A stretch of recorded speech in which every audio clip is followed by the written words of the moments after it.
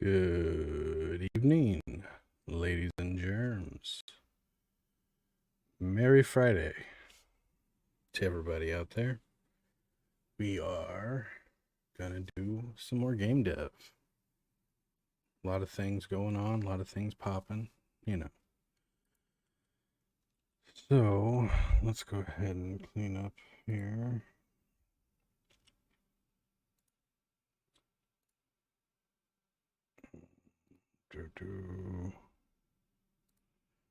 Close unnecessary windows.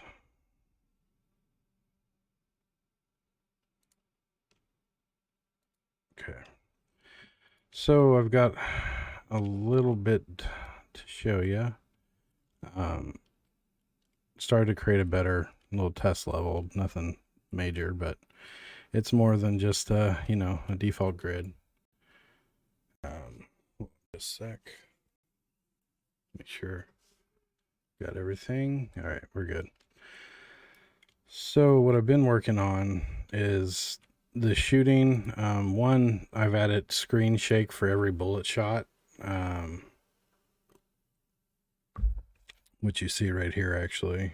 Screen shake as we loop through the bullets and we're shooting. It used to just shake and then you'd shoot. It'd shake once because I only had single fire. Now the camera shakes for every individual. And now what I'm doing is if the unit is not visible, so like right now these two units are visible, but if I turn my back, they won't be visible. The bullets should originate from the tip of the gun, right? And they do when they're visible, but when they're not visible, it will spawn. So when they're not visible, the renderers aren't going, so the animator's not moving the gun. So basically, when not visible, I want the bullets to come from the center mass of the unit that's shooting to the target. When visible, come out of the tip of the barrel. And again, it'll look. I'll show you what it looks like here. I gotta stop this though.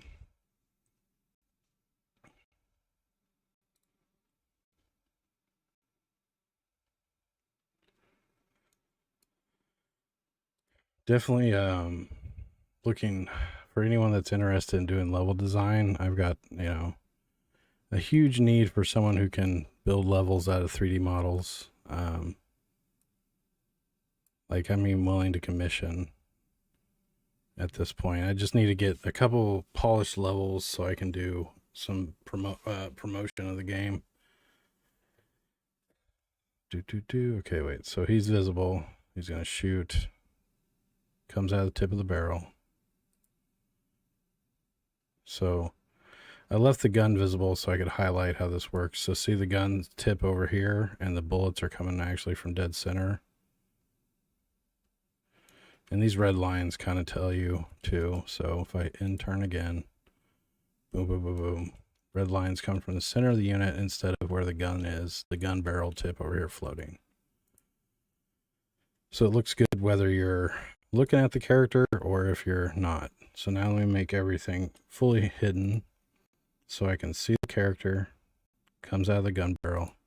I can't see the character, comes out of the dead center, and it looks good either way. So that code is done.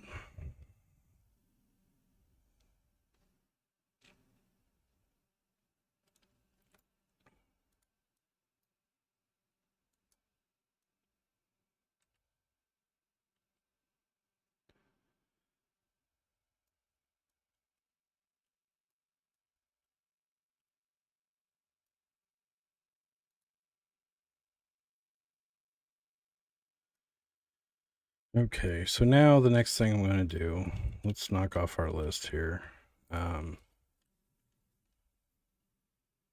So to do,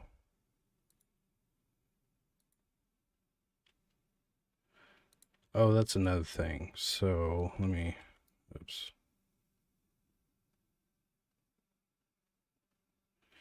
You can't quite see it. Let me lower the intensity of the directional light.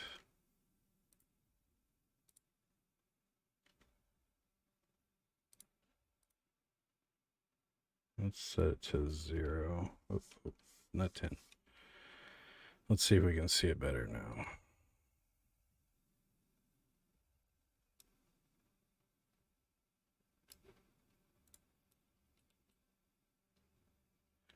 So there's now a muzzle flash.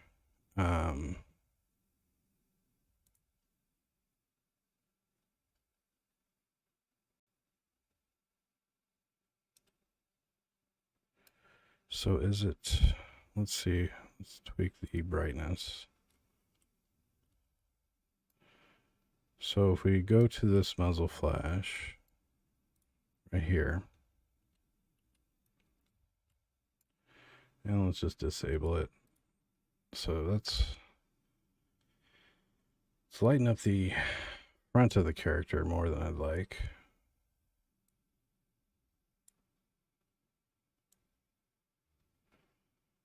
I almost think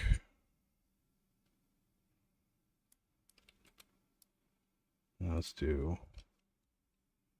2x.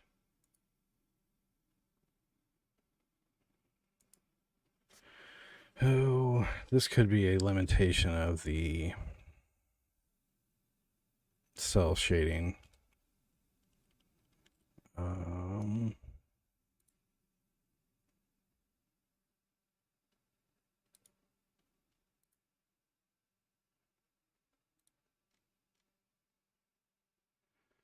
Outline, self-lit.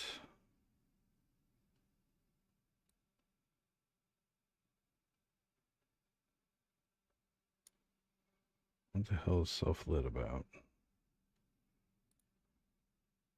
Main color, color adjustments,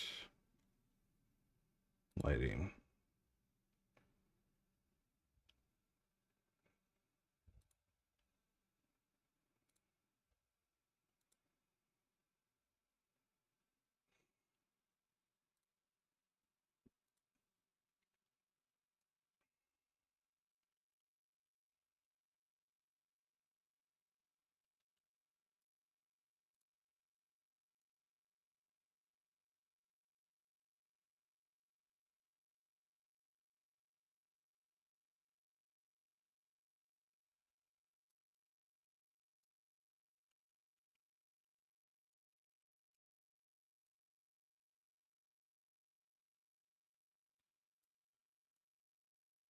Trying to find that sweet spot.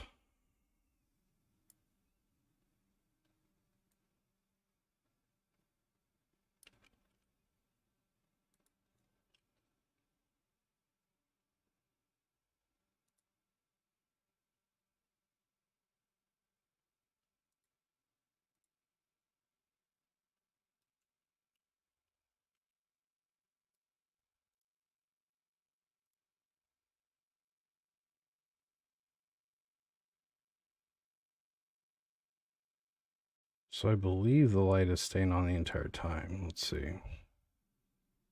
Yep. So it's not like, let's fix that. Oh, hey, Francis Santos. I recommend Unity. All day long Unity. So especially for new game developers, I think C# is just a more, modern language, right? So if you're new, you're not going to be pushing AAA graphics, right? You're not going to have an artist or the bandwidth to, if you got tons of money, you could buy tons of realistic models, whatever. But honestly, Unity is great in the way it integrates with C# and everything. C++ and Unreal, you have to learn C++, so there's a lot of caveats with that. And if you're trying to get the greatest looking, most advanced, realistic looking game, Unreal all day long. But most indie developers, that's not a realistic expectation. One, creating realistic contents, time consuming, expensive, whatever. But with Unity and C#, it's just really, I don't know. I love C#. I'm a .NET fanboy. C++ is great, but I'm not trying to push that level of detail, and I know I'm one person developing a video game. So I'm Unreal. I may do a project in it sometime, but I for real think Unity and C Sharp are the way to go if you're learning. Unity actually has a ton of documentation, tutorials. I mean, they both have them, but Godot, I love Godot. It's cool. I'm really excited about it, but it's still in its, I wouldn't say it's infancy, but it's still coming of its own, like, right? So it has C Sharp, but you're going to write in G, it's scripting language mostly, I think, G script or something like that, Godot. Um, if you, and again, your first game out the box, like you're worried about licensing fees, all that after you've made a bunch of money. Like, I don't know, most indie dev games aren't going to push that envelope. And once you do push that envelope with sales of your game, um, I wouldn't, I, I'm rooting for Godot. I hope it gets to be more mainstream. It needs some polish still, like the platform portability, like porting to different platforms and stuff. Unity still like slays at that better than most people, and VR, all that. But my bias is C Sharp and Unity. Um, C Sharp's more of a modern programming language, and Microsoft's done a lot to make it to spoil developers of C Sharp. With C++, you got to deal with memory, you got to deal with pointers, you got to deal. It's more intense. And now you can build a whole unit or Unreal game in blueprints, right? But I don't know. I don't know. What's your level of programming experience, or do you have any at all? That's a good question.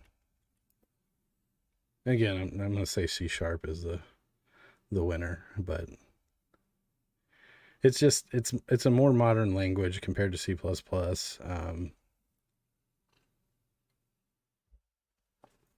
And almost every project for a beginner. Yeah, again, if I love C Sharp, it's my favorite language. I can write in any language. I've been programming since I was 11. Java, C, whatever you want to write in, I can do it if I have to. But C Sharp by far is my favorite language. Just, oh, it's so good. Oh, yeah. I'm not a fan of JavaScript. I'll write in it when I have to, but I do more back end, like, like PLC hardware software. I don't do web page front ends a lot, so I don't have to do JavaScript as often, but I hate it. I hate JavaScript. But yeah, C Sharp it's just the way everything is worked together with Unity and the way all this stuff works. It just works so good. And again, Microsoft has just done a knockout job with C Sharp and making it a powerful language that's easy um, to, yeah, it's just, oh, JavaScript.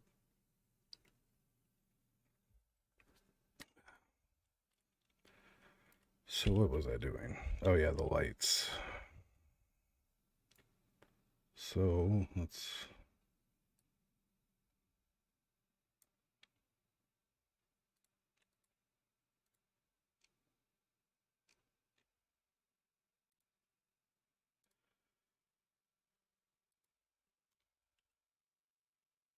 Yeah. Again, if you ever need help with anything C Sharp or Unity related, you can hop on here and I can show you, or I can answer questions all day long. I stream pretty regularly. I don't put a schedule out, but it's like, multiple days a week I stream, and I've really been focused on game development lately. So, if you ever need help with C Sharp or anything, I am always here.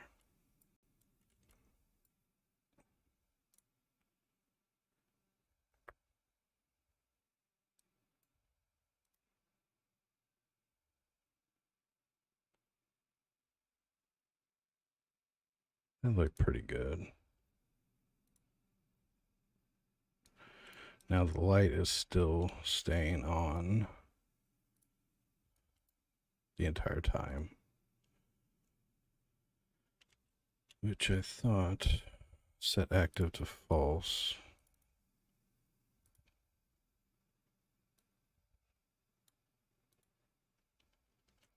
So I'm trying to create a muzzle flash right now.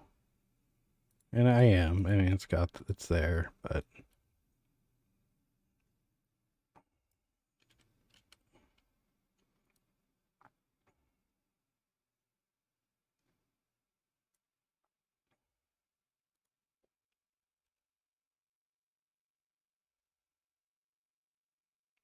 let me copy this. Copy position.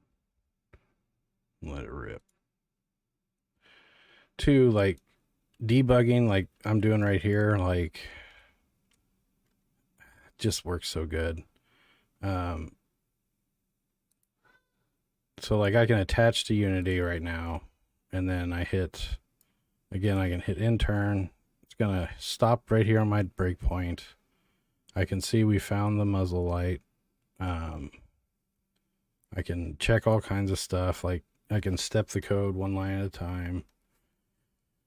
And I'm sure, I mean, that's all possible with Unreal and C++ too, but there's a lot of, I don't know. If you're trying to push the latest and greatest and you have the assets or the ability to create the assets for photorealism or like AAA titles, go for Unreal. If you're trying to get that, that's your goal. I know I'm a one-man team, and yeah, I'm not ever going to be pushing. I don't need that level of power either. It's pretty, but again, Unity 2 is pretty as hell if you know what you're doing. And if you do need that extra juice, you got the burst and the job system and ECS or entities, and it's just insane how powerful that can be. Again, I try to build in a way I don't need that kind of leverage or that much power.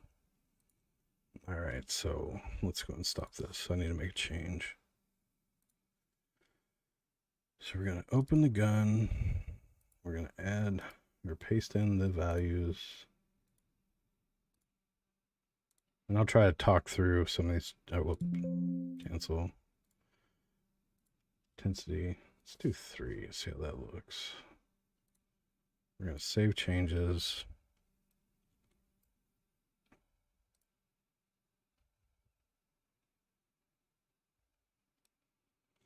Okay, so now what I'm building here is a turn-based extraction shooter RPG survival game.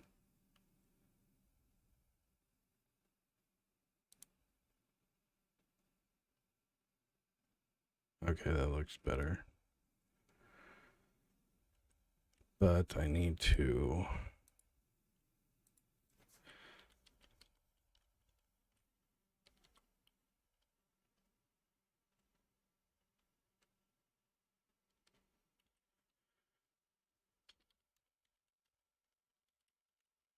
this is going to be tricky. Well, what the hell?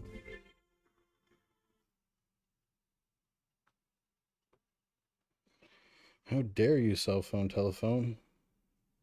All right. So the light basically stays on, even though each loop I come through, I'm setting it to true. So what I'm doing here, this is a coroutine. So I'm gonna fire off. I wait 2 seconds and I start shooting all the bullets based off if it's full auto or burst. I turn on the light for the muzzle flash. I'm gonna shake the screen. I'm gonna wait 1/10 of a second, turn off the light, and another 1/10 of a second, then go to the next bullet. And this should give me that light on, light off, light on, light off effect I'm going for. Should, you know. How long have you been writing C#?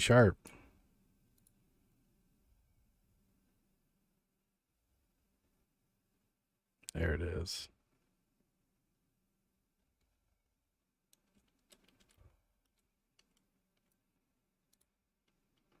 On, off, on, off, on, off.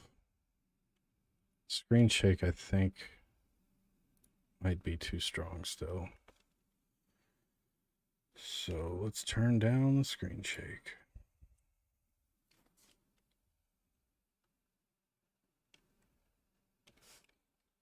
.5. Oops.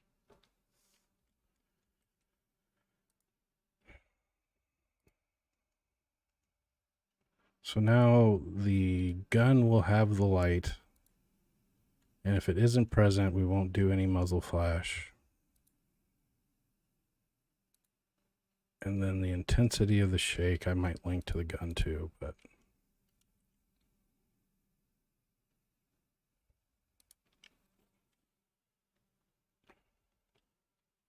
let's do 0.1 times number of bullets.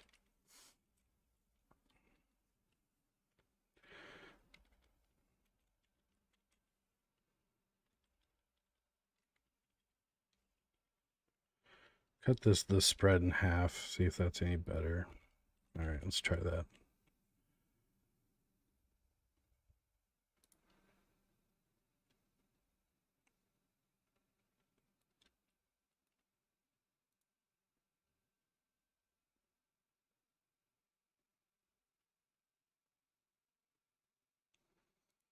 I definitely like it. So the action camera doesn't stay down quite long enough for full auto.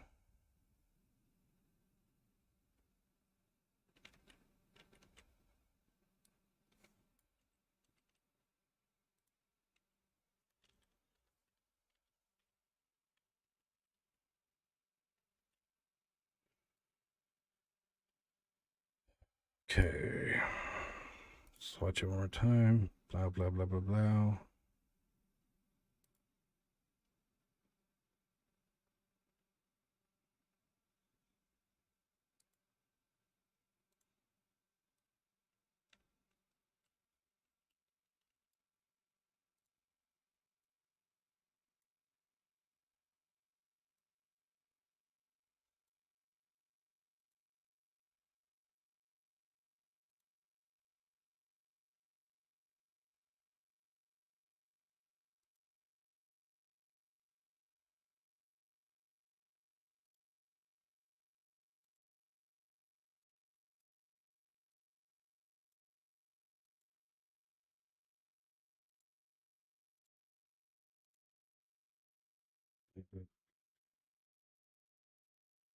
I'm going to make the UI turn off also whenever the gun is shooting. Ah, delicious.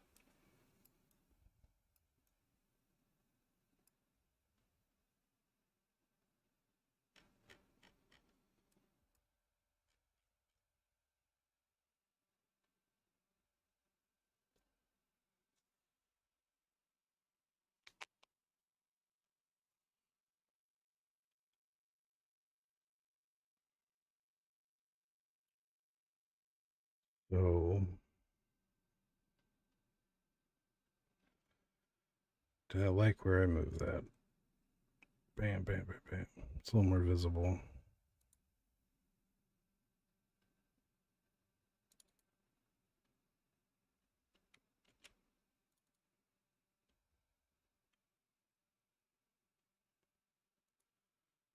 What was that error? Sequence contains no.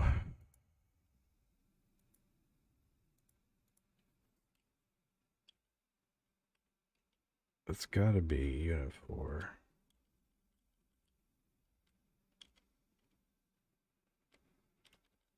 Reach destination. Yeah, I bet you this is unit 4.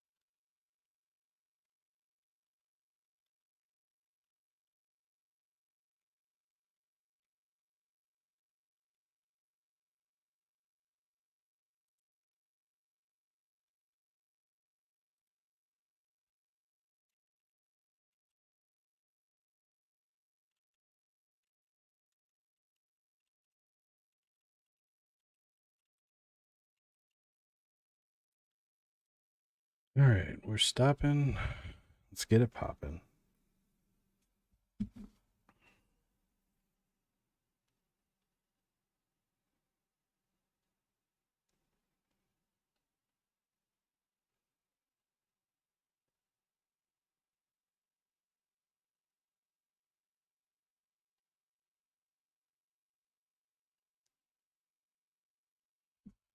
All right. Tick non-multi-threaded. Non-multi-threaded.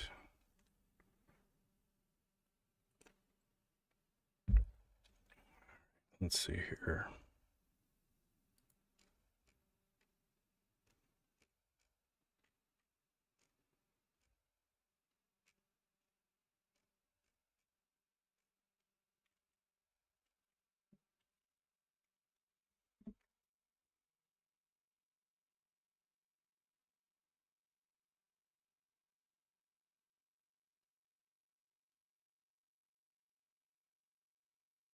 Cell phone, telephone.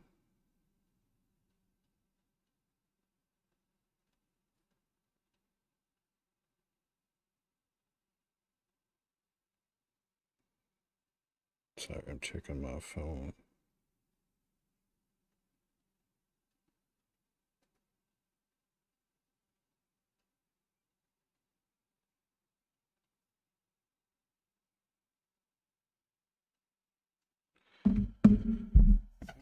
My bad. I'm back. All right. We're getting no sequence from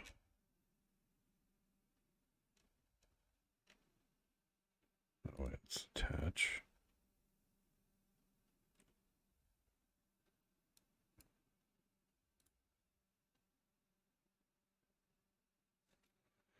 This is gonna be Unit 4, like I suspected.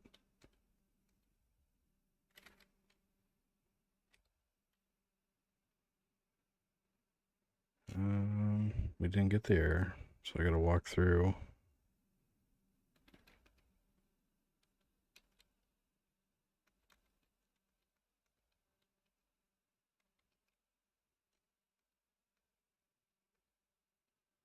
Vector path is 0.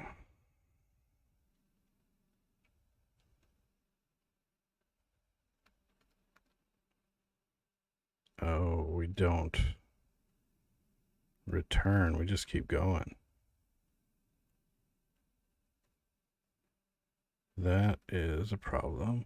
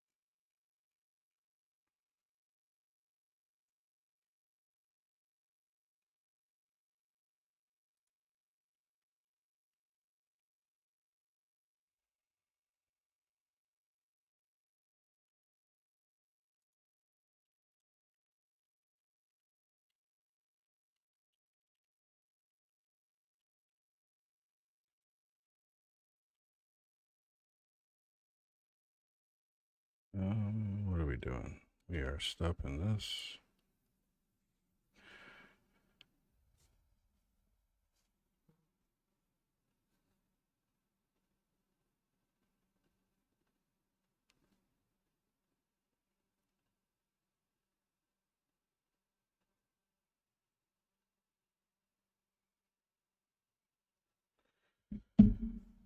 We're stopping that. Sorry, my phone is being a distraction. I'm saved.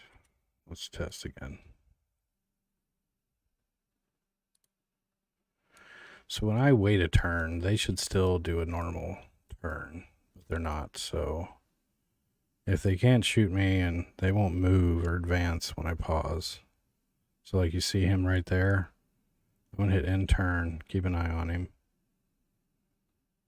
And I'll get shot at, but he just doesn't do anything.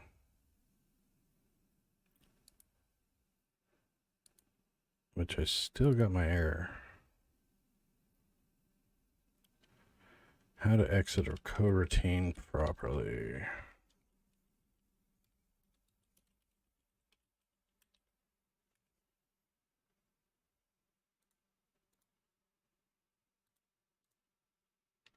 Oh, wait. I was playing with this text to 3D model tool earlier. This is a backpack it created. This is a high res version of it. Look how good that looks. Looks like garbage. It's just, you know, like it looks so bad. It's the text to 3D is still looks like it's a long way away. Yield break. Okay.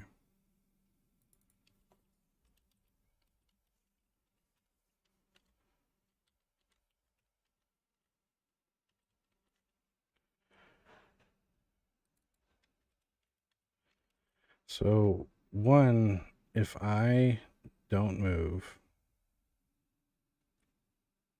let's look at what that looks like. Move action.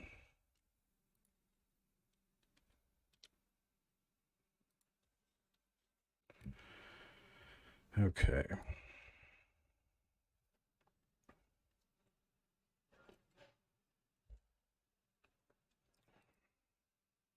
Let's see here. The length.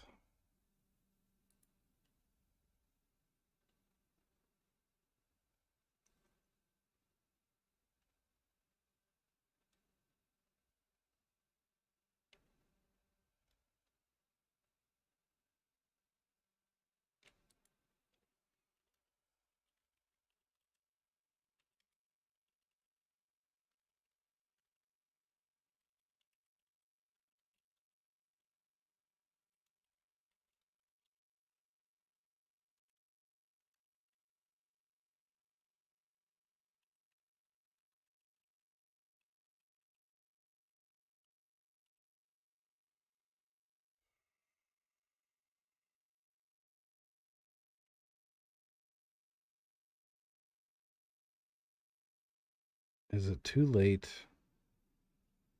if we come in here? No, it's not too late. We'll put a breakpoint here though, just in case. So essentially, if the player doesn't move, we still want them to move one.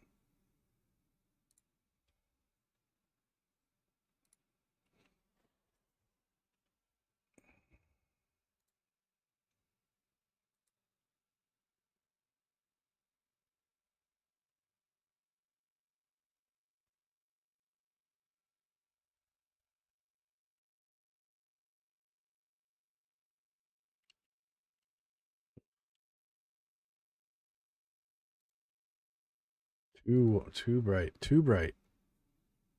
All right. Attach. Want to intern just out the gate.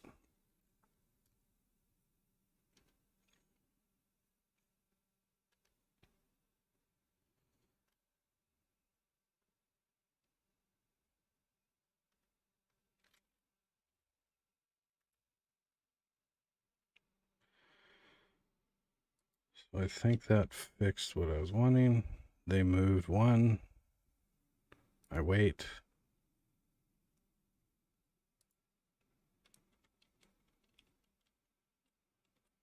They're not moving.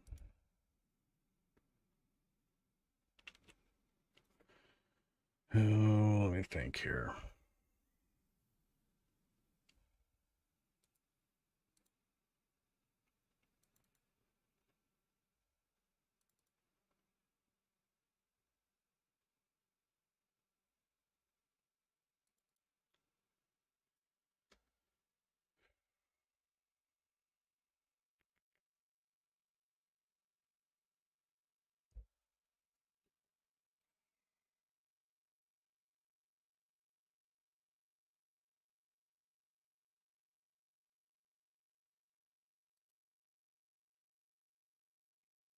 If the count of the path calculated is greater than the player's length, then we reduce it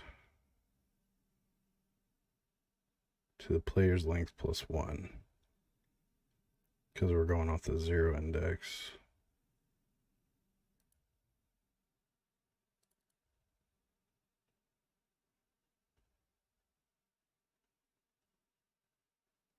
Oh.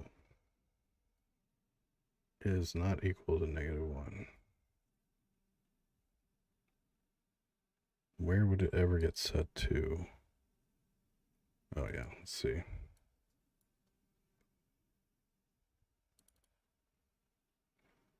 So the AI ends its turn, it sets the player length to -1. Other than that,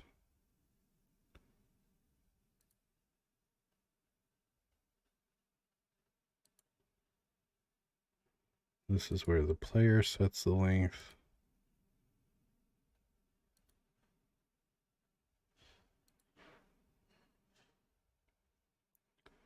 -1.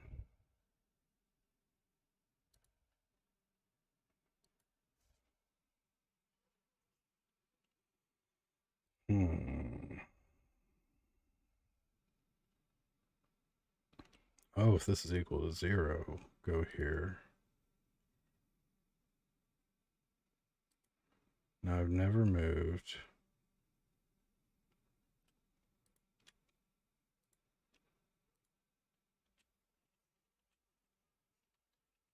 Let's set default of -1.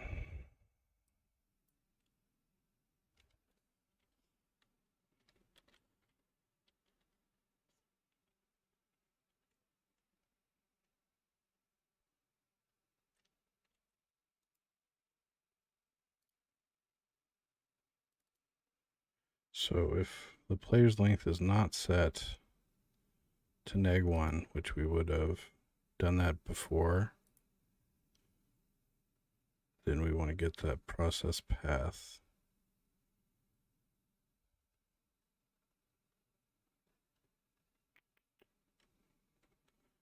Oh, this is a little trickier than I thought.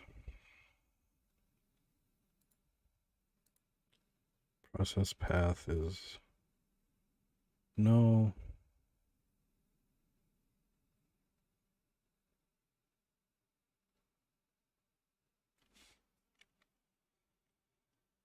Oh, I think I see what we need.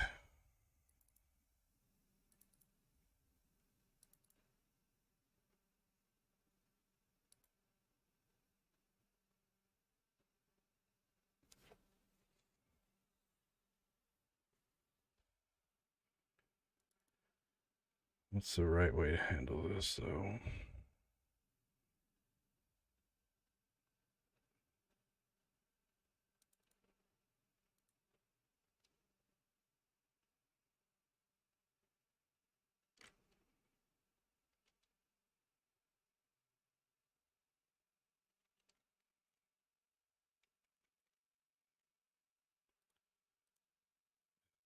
Process path is null.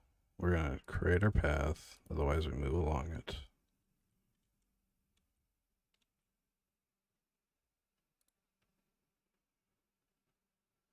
Let us see how this rolls out.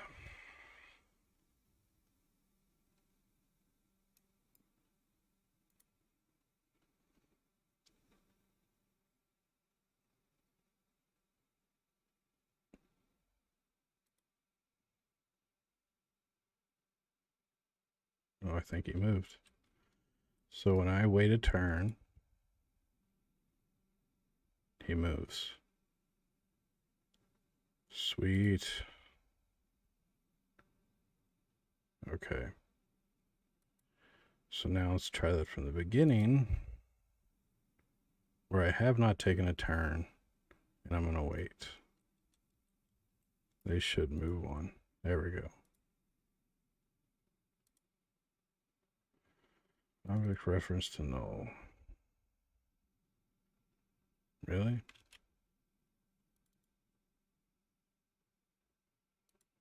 How could that be?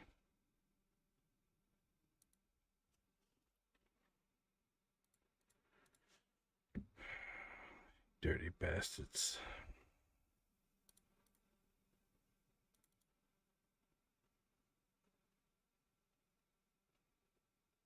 Oh.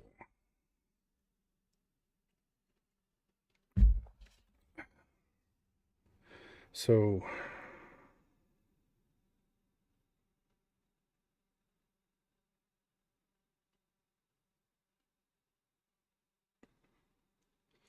when I wait, I need to make sure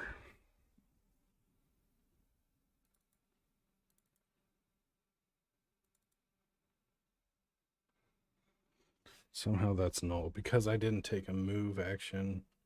Yeah, hold on just a second. I'll be right back. Gotta go to the bathroom. I know what's going on here though.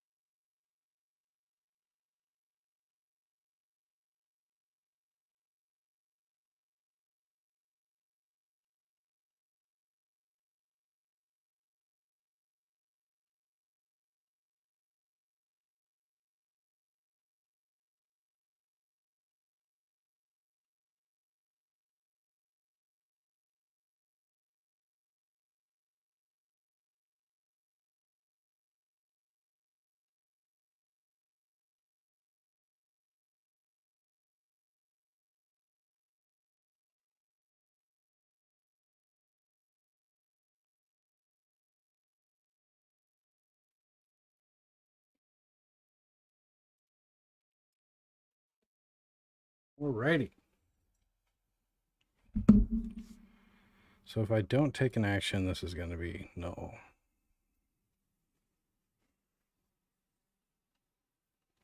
What's weird enough is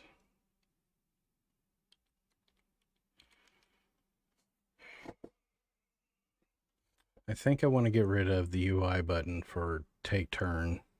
And it's just going to be the space key or key on the controller.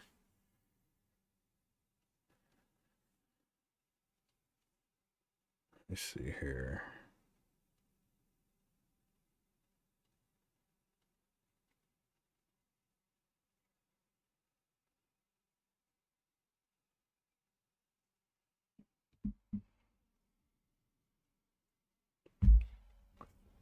All right. No action. So I want to see.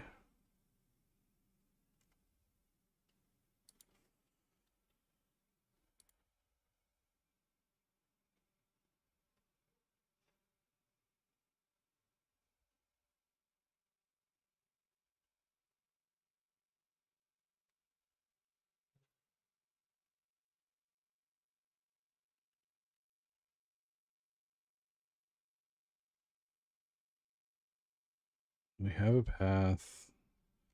The paths vectors is 2.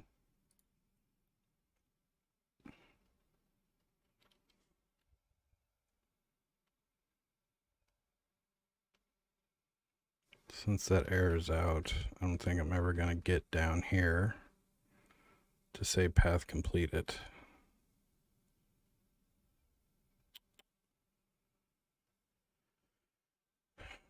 Interesting.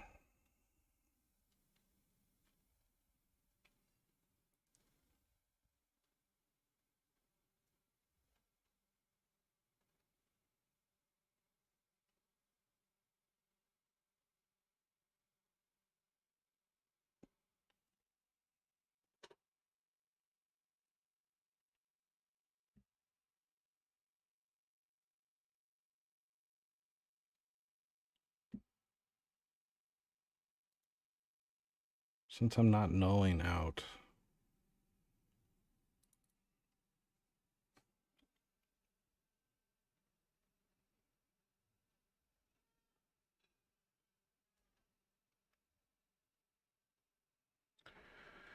Ooh, let me think on this one. I'll be right back. Grabbing dinner.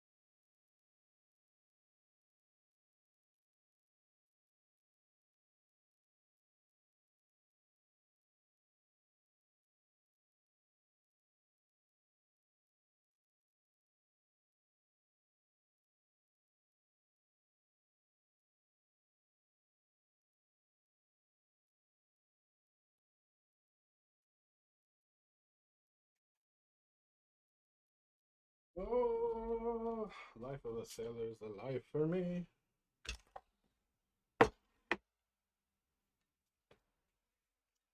All right.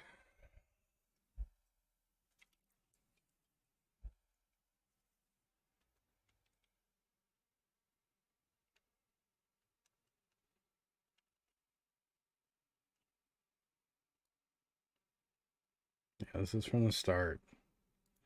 Somehow I have a path calculated, which shouldn't be true, but appears to be true.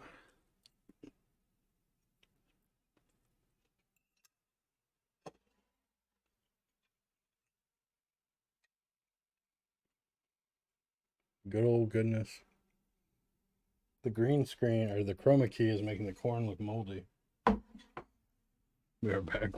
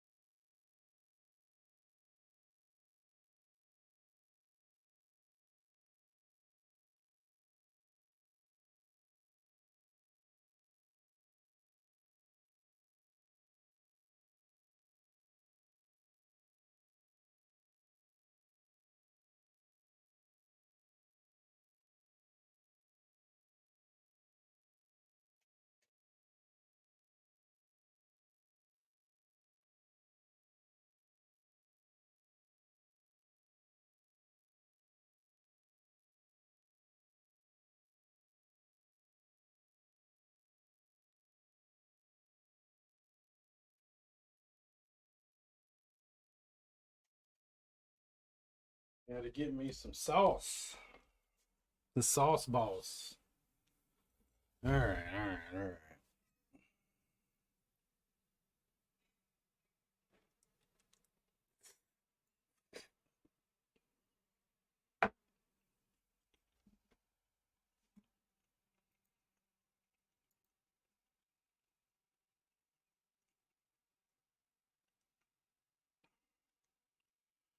Oh, gonna have to find where that button's wired up.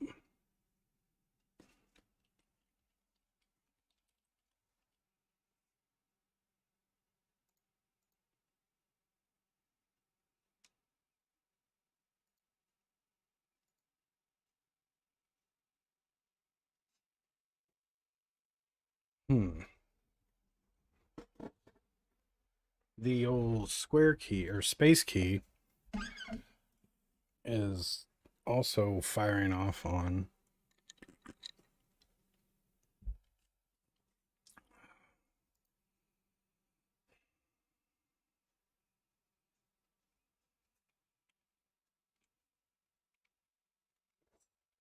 oh, come on now. So I know we're firing off from the get-go.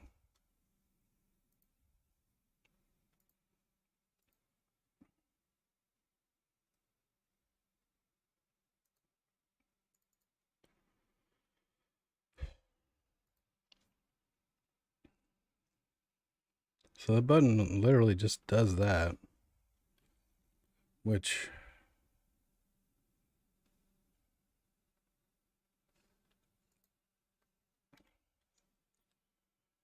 you would think that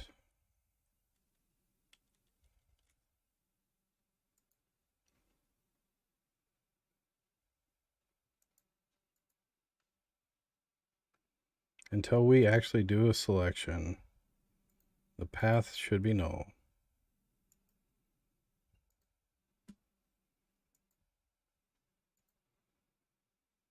So we're clearing. That's on MPC. That's exception handling. That's more exception. Okay. So you would think that this would be null on the first time through. But it's not. That's the kicker. That's where things get really cookie. Okay.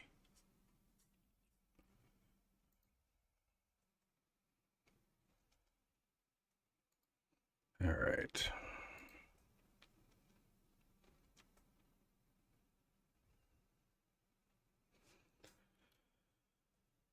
Oh, let's see here. So I'm attached. We're gonna intern right out the gate. So this is the first breakpoint we hit. Now we come into take action for the enemy unit. And the players is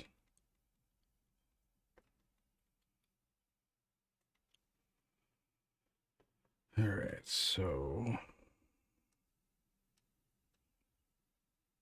move player.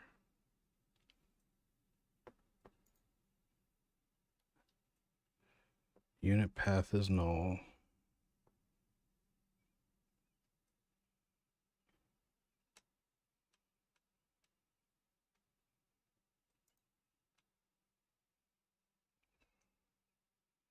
Move player along path.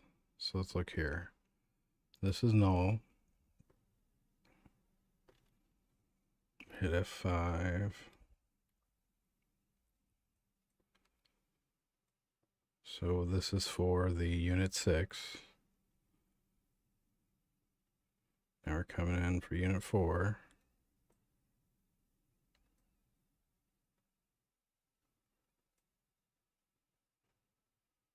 What?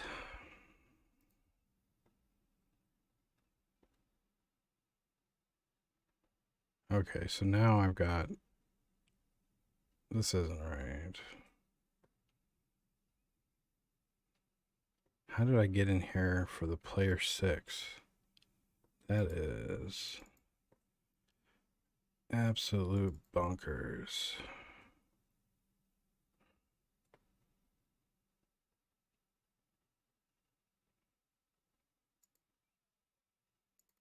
Wait, what the fuck, for real?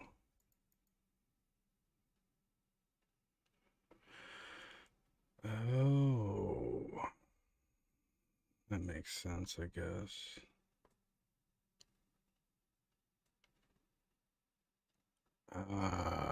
We have a buggin'. So NPCs are calling move player along path when they should be calling this guy. How will this break things in an extravagant way?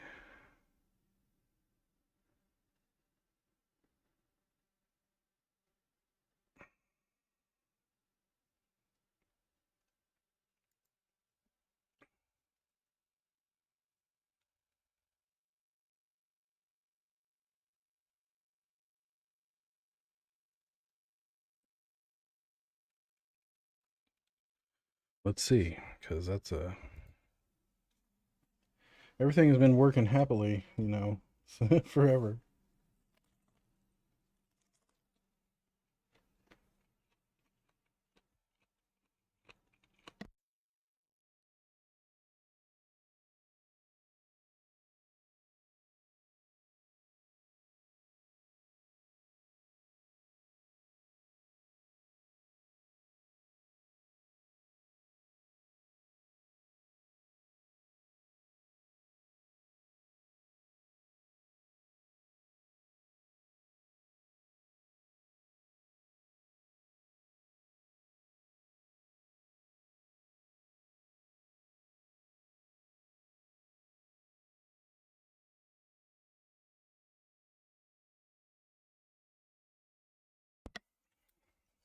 So they're not moving like I want. We'll fix this properly. Let me scarf my food real fast.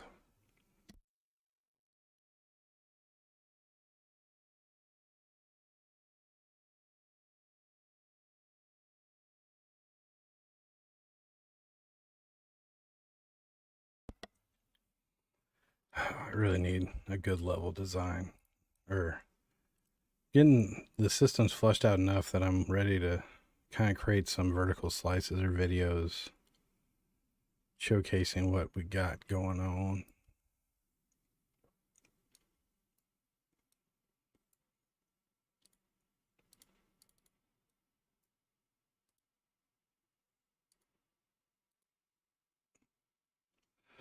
That's interesting. I wasn't able to walk onto this.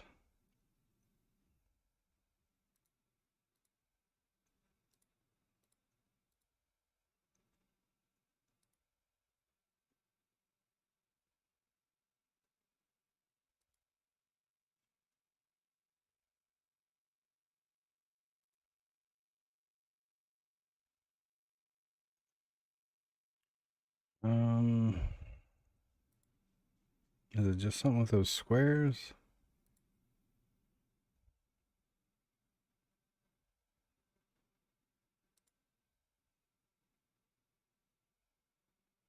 Man, that looks good. The screen shake with the muzzle flash. Chef's kiss. Chef's kiss.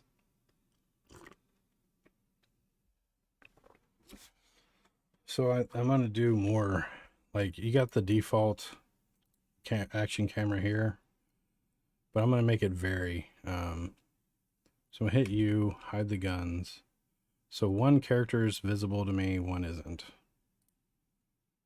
Blah, blah, blah, blah, blah, blah. Blah, blah, blah, blah, blah, blah, blah. Used to be when the character wasn't visible that they would shoot from the tip of the gun over here on the right, but now they shoot from the center. I've also increased the level to 100 by 100 units here. And let's just see how that performs. My ADHD keeps pulling me away from my food. Still really fast. All the calculations are good, like on a 100 by 100 grid. And that gives me a lot more wiggle room with level design. But that's a big fucking level, too. Look at that. Like, let's see how long it takes me to walk across this bad boy. If I can get a shoot range. I got to implement run also. Because now it's just hard to outpace these guys.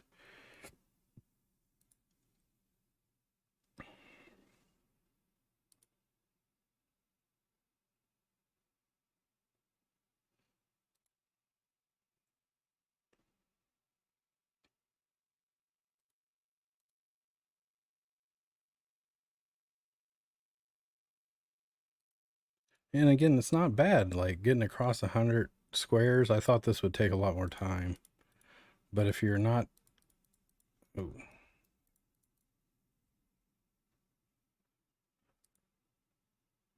That was weird.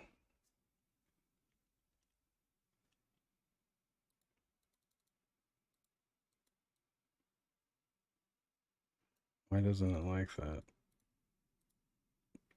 It's like one side of the... Like any point up here now, I can't click and walk to it.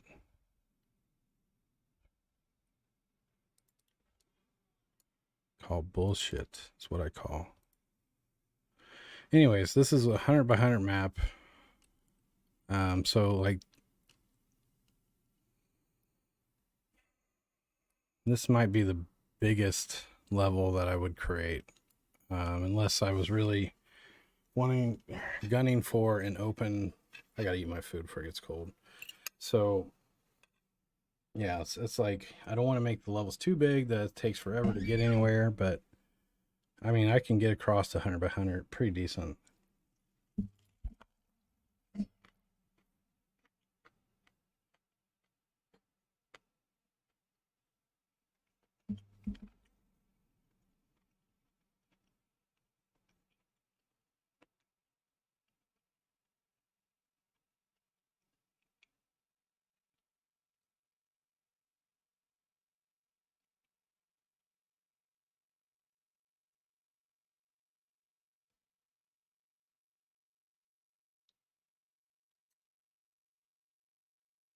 Fuck yes. Got some good news.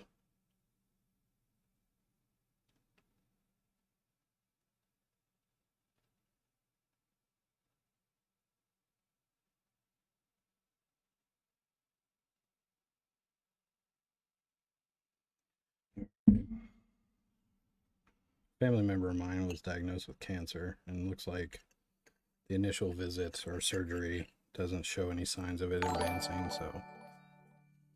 Oh.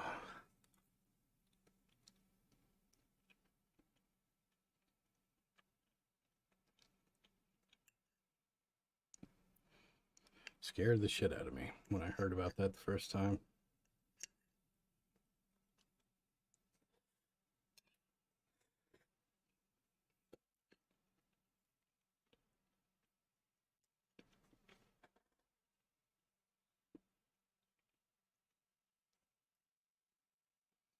Mm.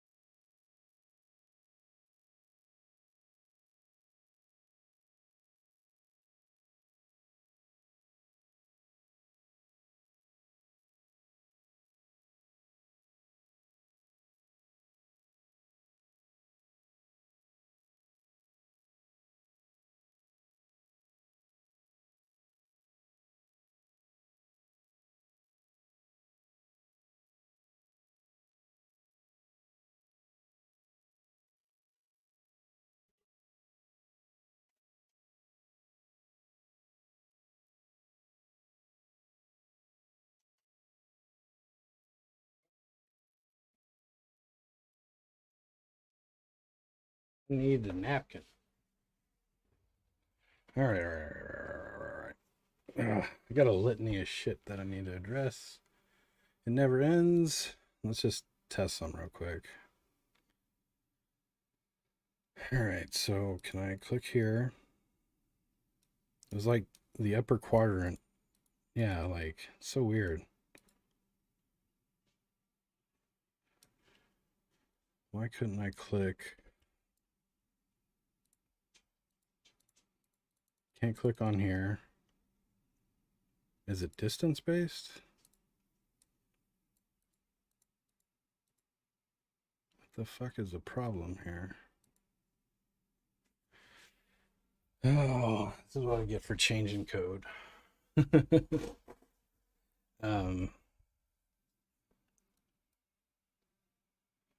Let's maximize. Can't catch me.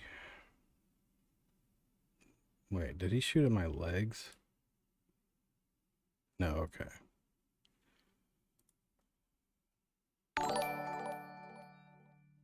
Oh, Ask Scripts, man. Appreciate you. Thank you so much for the donation.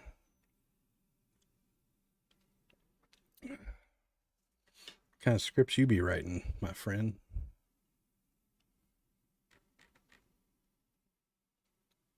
Nice work. Keep it up. Thank you. I appreciate it. I really do. I took a break from this project. I got burnt out. I was going so hard. And then just like every game dev, you know, like you always want to start a new shiny project, right? But I brought myself back to this one because I was like, oh, I'll just make a smaller scope game, or you know, I do this. But no, I'm sticking with this one till I get it to market. I'm not switching up. I'm not changing. And it's starting to really become the product that I want, or the game that I want. So it's turn-based, but it's not like slow turn-based. Like you can use WASD and walk. So for a turn-based game, it's real time, but every time there's no input.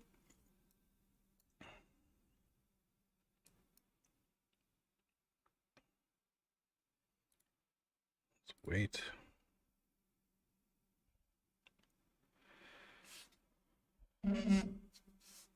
So if you're still there, Ask Scripts, I'll give you kind of a rundown of the game loop.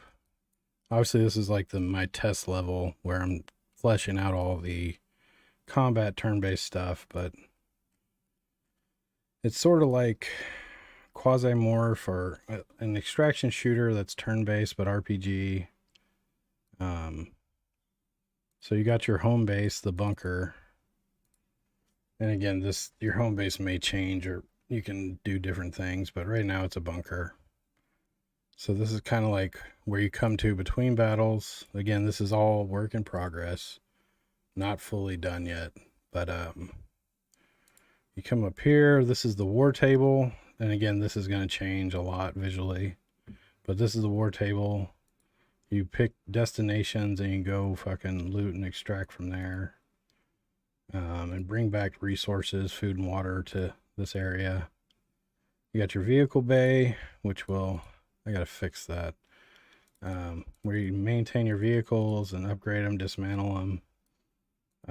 But vehicles help you get places quicker, and also like when you start the game with no vehicle, you can only bring back what's in your backpack, right? But once you have a vehicle, you can offload your backpack into your vehicle and continue going to other areas and entering and extracting and getting more stuff to bring back. And then you got like your water purification and storage systems here.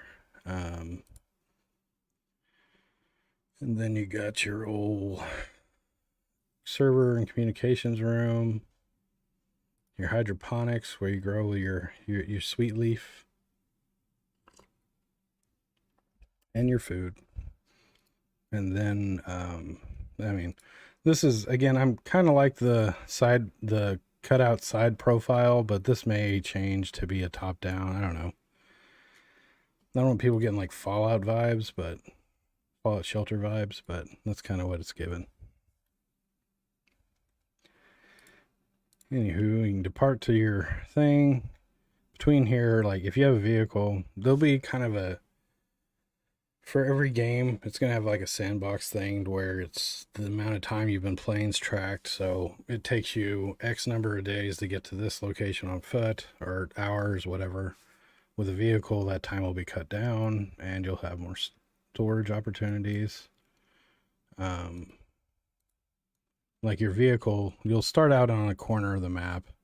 Like say you enter here, your vehicle will be parked, and then you take off into the map. And there's several extraction points, or you can come back and dump into your vehicle and take off. I might implement like a driving section where you actually drive the vehicle, but I'm not 100% sure on that yet.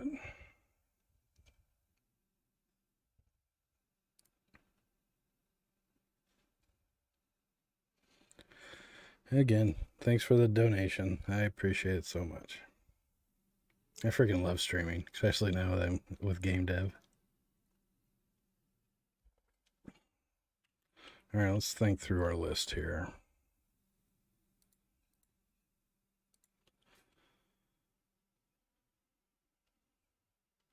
So we haven't finished this one. We need to fix that one. Oh, thanks again, man.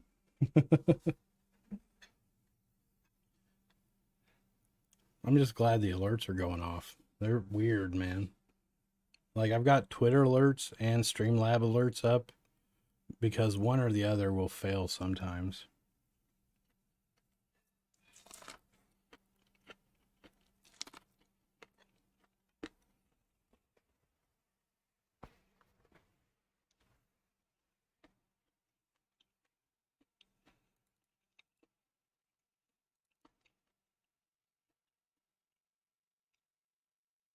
When you hear me say WAS or you see WAS in my stuff, this is Weapon Attachment System, which is that screen you saw right here. Right now it's not actually linked to the weapon you're equipped with. I just got the UI and the high level parts done, but soon it will only allow you to attach mods or attachments that you have in your inventory. You have the tools to do so, and it will take time. I've got to get rid of her. And this was a debug thing I did earlier. I need to delete her, but it's kind of entertaining watching her go. Anyways, so that's the weapon modification system.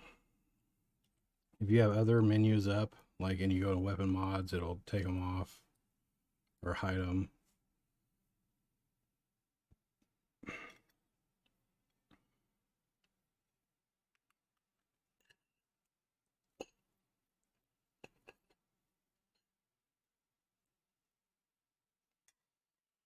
Do, do, do.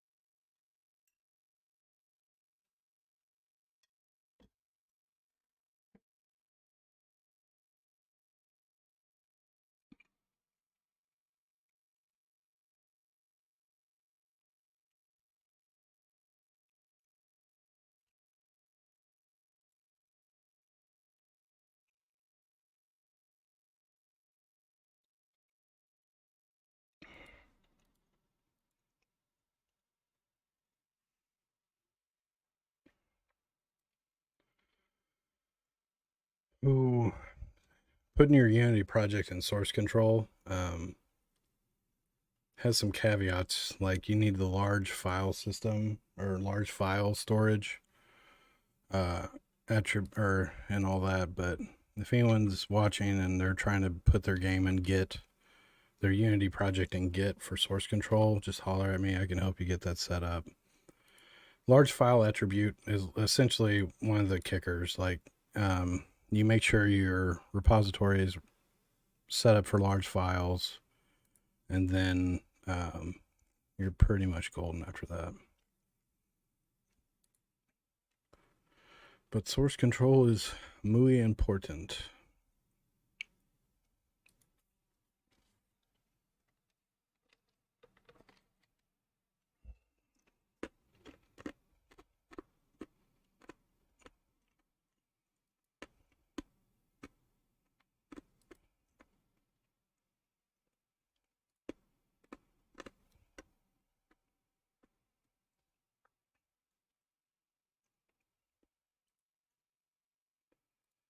Oh, I should probably check in here soon.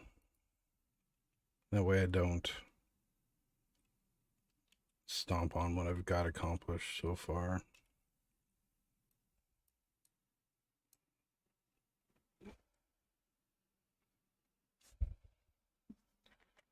Oh, let me finish eating so I can just focus on this.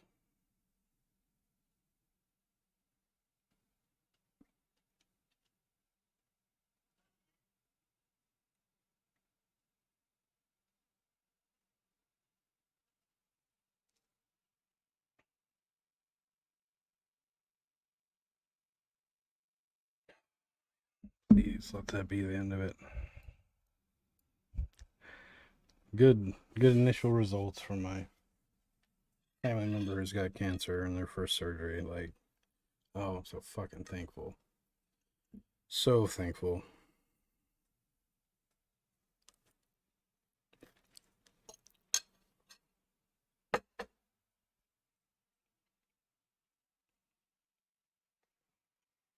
I need to go get myself checked out.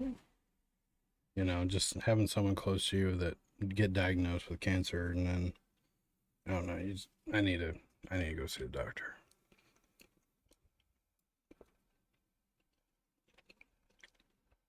I'm a hermit though, and man, it's like pulling teeth to get me to go do anything. I don't like society. I don't like going into it. It's gross. Responsibility is gross. Oh. All right. So what I've done, kind of want to undo what I've done, because now I'm getting this weirdness to where I can't click certain spots. So I can click that way.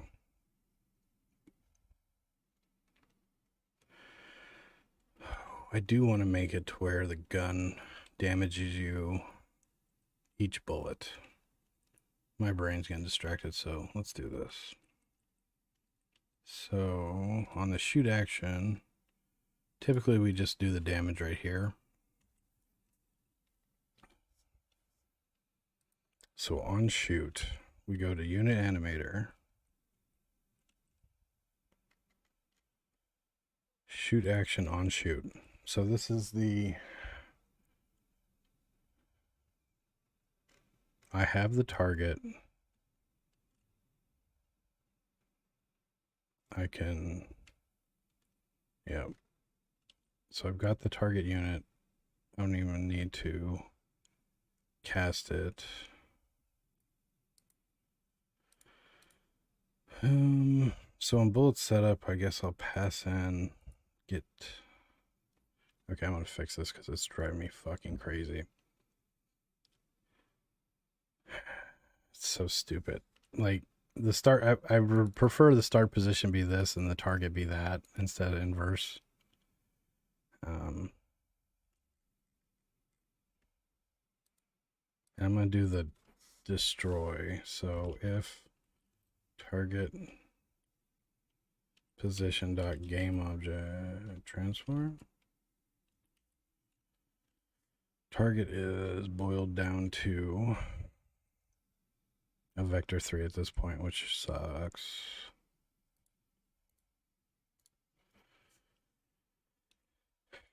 Unit, target, unit. So we're going to pass in the unit e.target unit.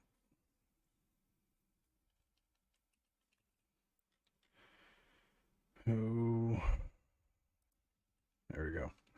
So now I can deal damage.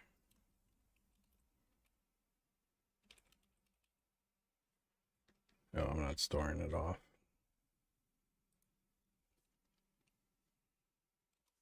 This. So I don't have a field or variable for this, but this is something I like to do. So like target unit equals target unit. Clearly I don't have this declared, but I can just generate the field real quick. So now the setup will set the start and target position. I'm just going to leave those alone, even though it's driving me crazy. And now I've got my target unit is not equal to null. Target unit dot.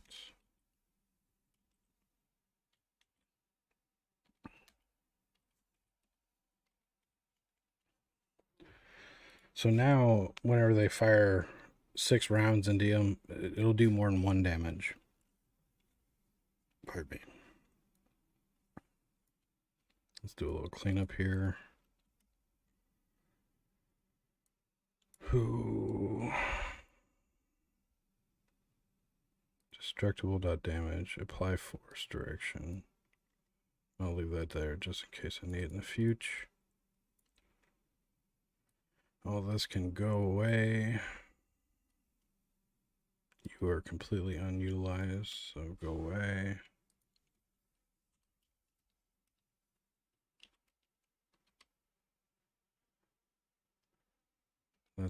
That comment's fine. All right. I need to get that hot reload asset because I'm so sick of when I do a code change and it reloads the domain, a lot of the stuff breaks. Damn it, I got this delicious food and I can't pay attention to it. All right, what did I change? Let's just see this real quick and then I'll eat. Swear to everything. So let's go over here. Let's get shot. Now every bullet should cause a -1 to fire. Pop, pop, pop, pop, pop, pop, pop. Look at that.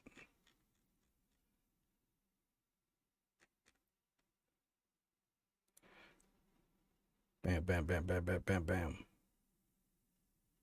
Fucking beautiful. Beautiful.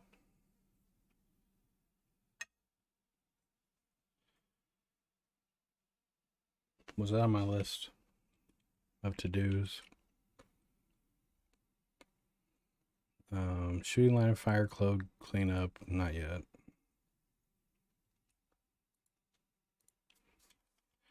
Every bullet will cause damage.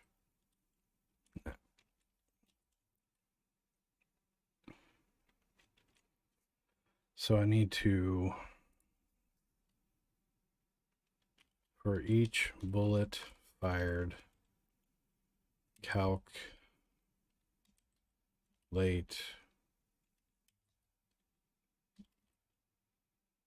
Why does that look wrong? If it hits using player stats.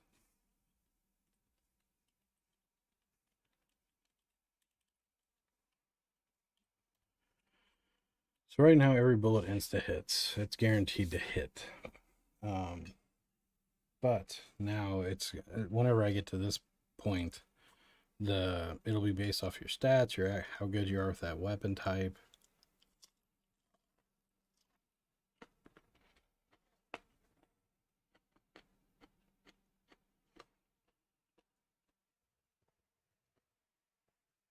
Okay. Sorry if you're hearing me eat. I apologize.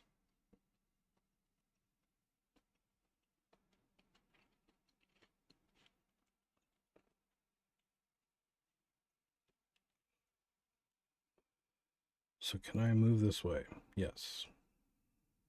Can I move this way? Yes. Look at all those neg ones. It's glorious. Bam, bam, bam, bam, bam, bam.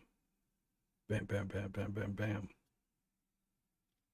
I love how the text is actually in the physical world. It bounces around. These fires are here just to show, like, if you see the fire losing, like slowing down or whatever, that's frame drops. As long as that fire's smooth, I'm not getting frame drops. All right.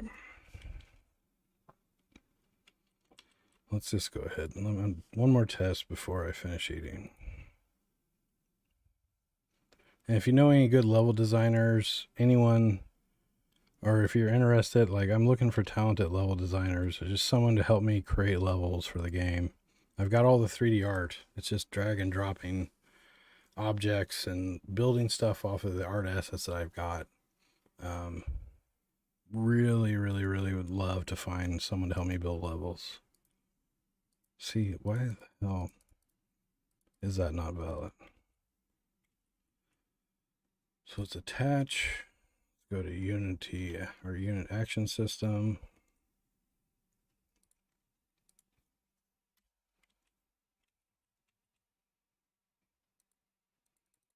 See, I'm not getting even that far. So let's set a breakpoint up here. Oops, too high.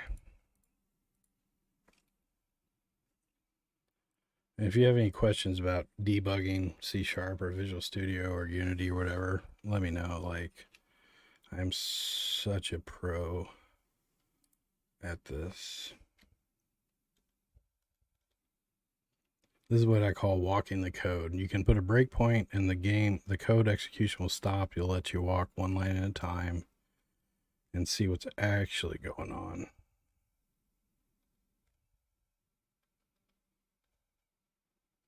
Well, that's really fucking interesting.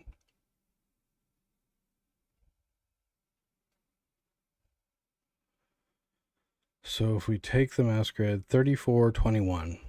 So that's my grid coordinates for my game, or versus the AI grid, you're going to double that number because of the way the AI grid works, or the pathfinding grid, sorry.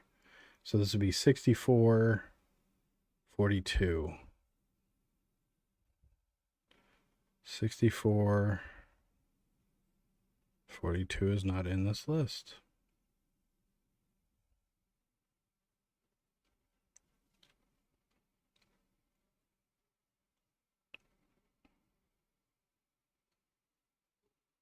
Why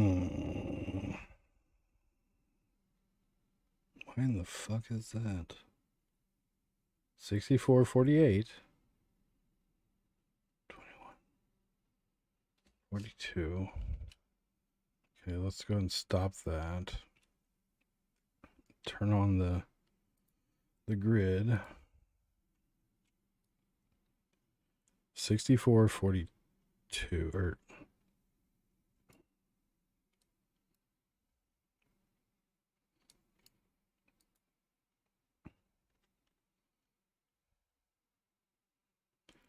so that is 3421.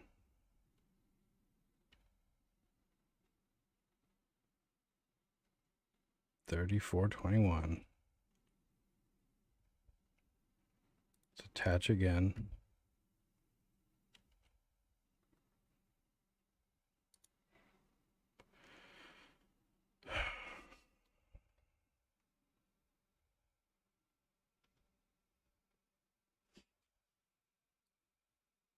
$34.21. The mouse, where I click the mouse, is exactly $34.21. So from the mouse world position, the grid position is right. Now the path is not right. So put a breakpoint here to F5 to continue down to here.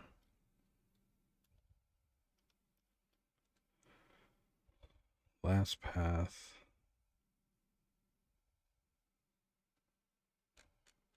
I really hate that the vector path is nestled in here.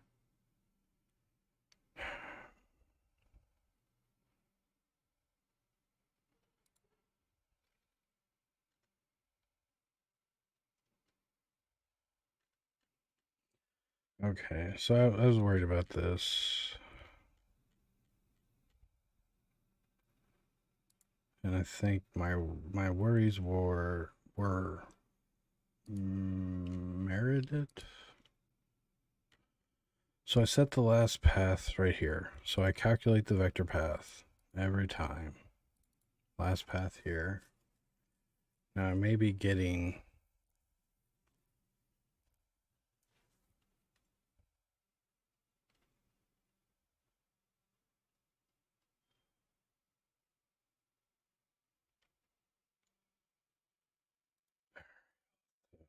let's convert this to a fucking field.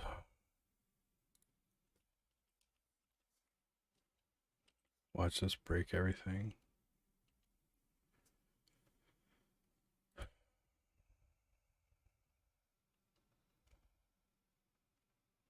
So I come in, I calculate my path, I've set it. I've set the path to the last path.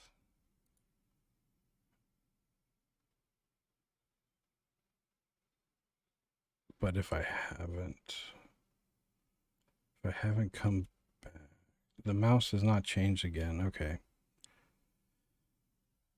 Let's just do this. Just see if there's a difference.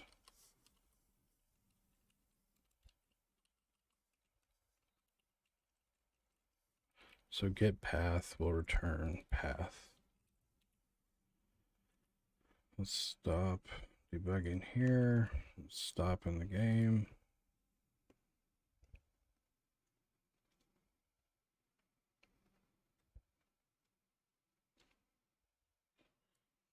Don't want your update. Go away. So essentially, every so often, there's times when I can't click the next path. What the fuck are the...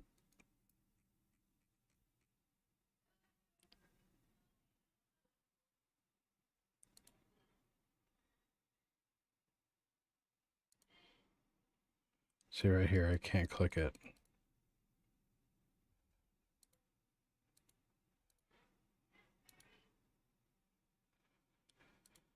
Why the F is that? So let's turn on the grid.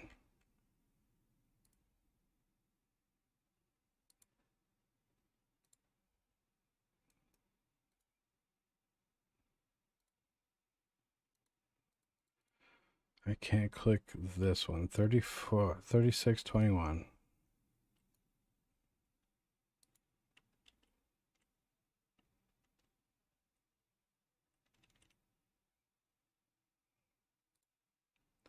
So we're going for 3621. Boom.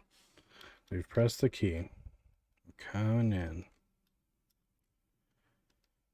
Oh shit, we're getting last pass still.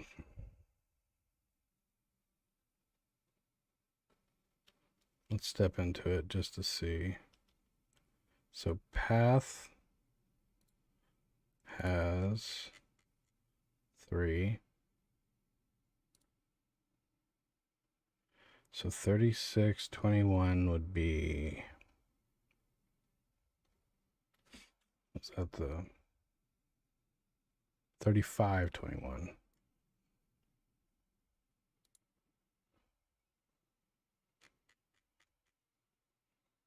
God damn it.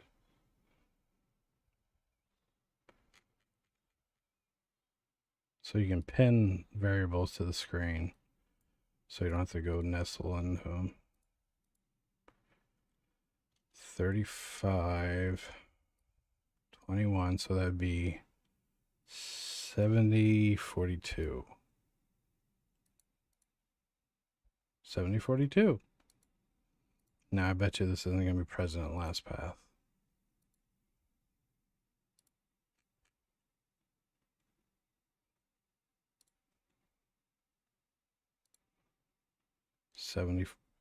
Fucking 42.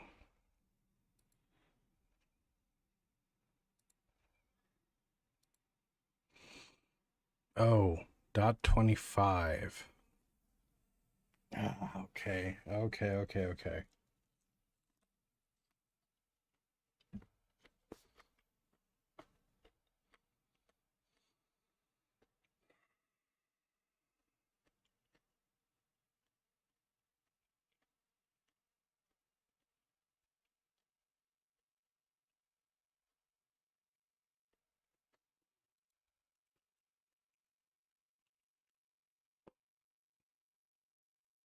I know what it is.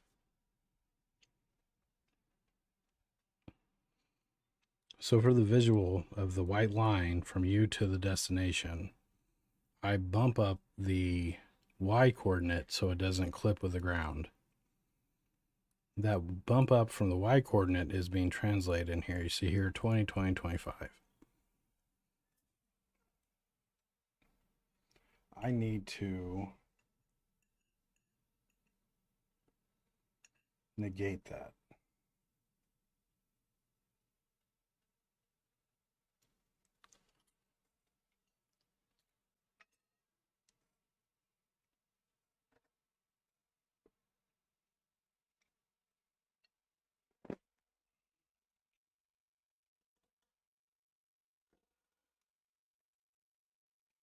Be right back. One sec.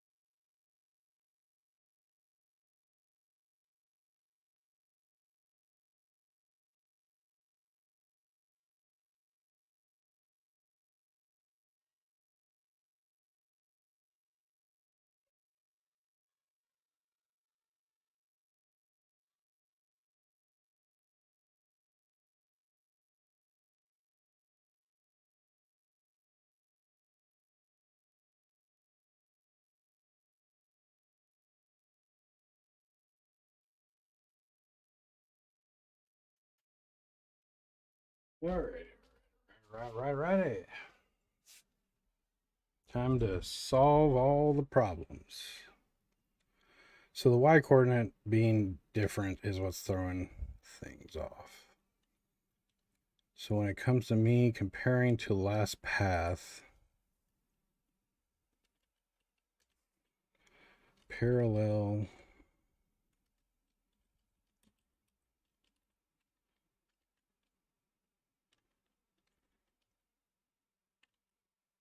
no, I don't want a parallel for each, just fucking for each. No, I don't want a for each, I want a for. For eaches are nice if you don't need to modify the original collection, but for me, what I'm doing here is for equals visual path dot count length vector count. Since we're starting at 0, I want to offset that by 1. So the count will be -1, and then visual path dot vector path dot I y equals 0. Of course, that isn't going to work, is it?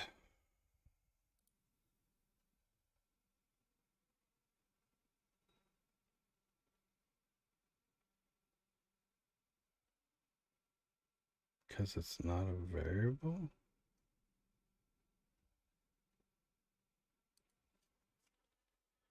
Alright, you fucks.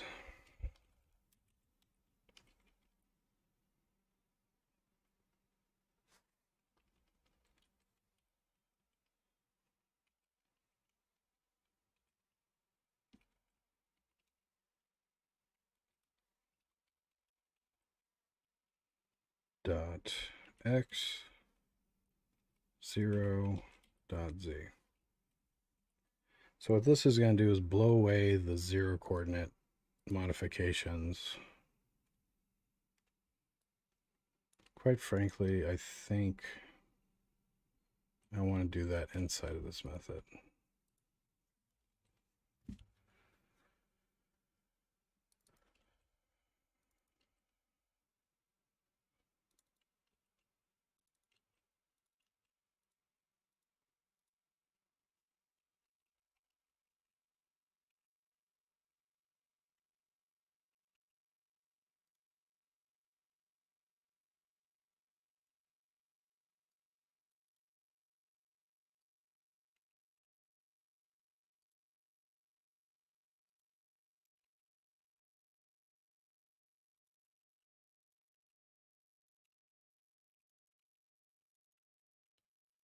Because that modification of the y coordinate is purely for the line renderer's sake. So the line doesn't clip with the ground tile. If it was 0, you'd have Z fighting to where the visual for the line renderer where you're going to go and the ground would fight with each other. What this is going to do is negate that. So I have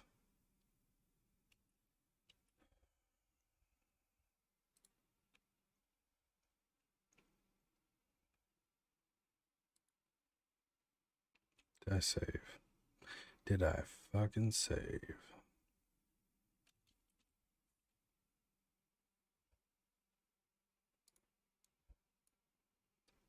So I should be able now.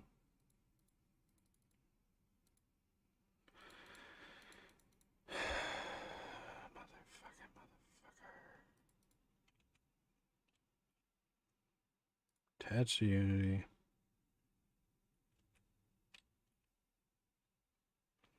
Because the Y offset is higher than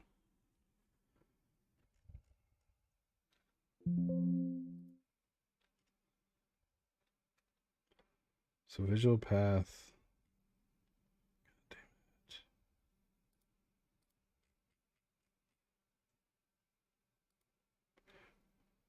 All zeros except for that last one. What the fuck?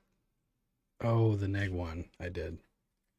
Okay, that makes sense. Okay, okay. I see. I was dumb. So we don't need the -1. Although I feel like you do, but whatever. We'll see. So now I should be able to walk to these positions that have a higher Y than normal.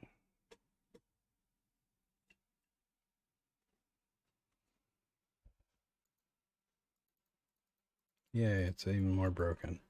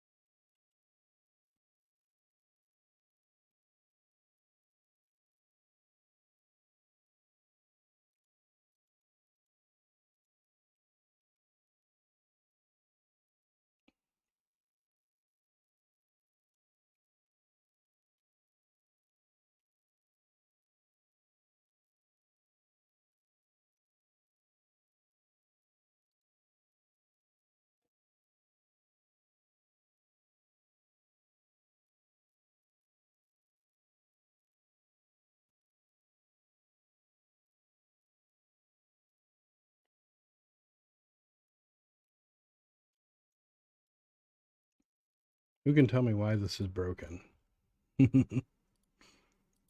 I zeroed out the Y chords and then I left the modifier on. So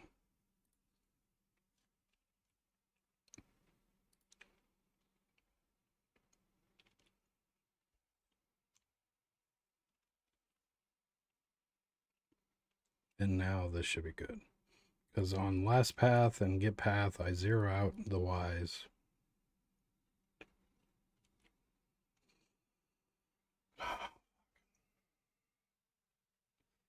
Changes like this need me really to commit to. So if you can see, the grid is slightly bumped up because of the ground. And that's how I keep the players on top of the ground so their feet poking through. There we go.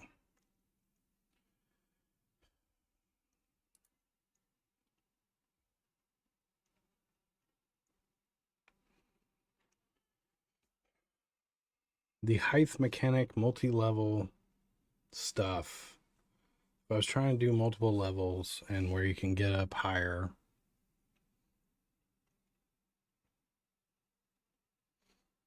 I really should be coding for that now.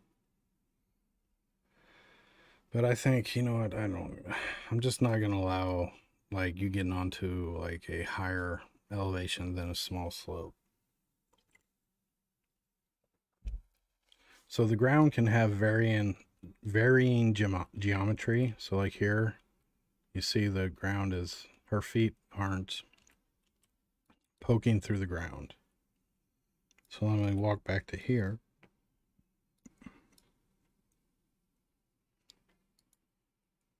Shit.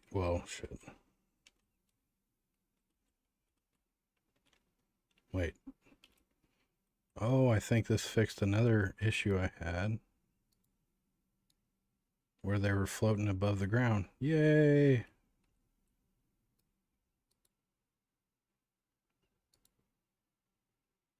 Let's go in the middle of this.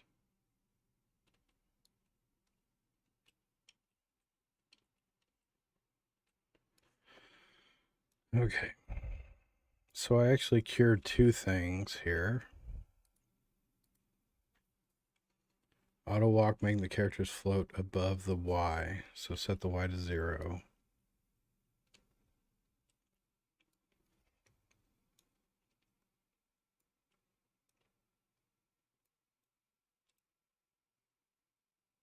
Yeah.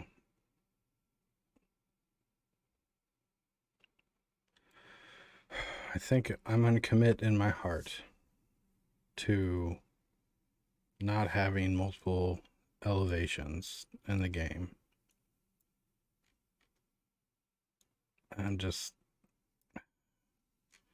it adds such complexity and not a huge amount of strategy. It's just a pain in the ass. It is. Yeah, okay.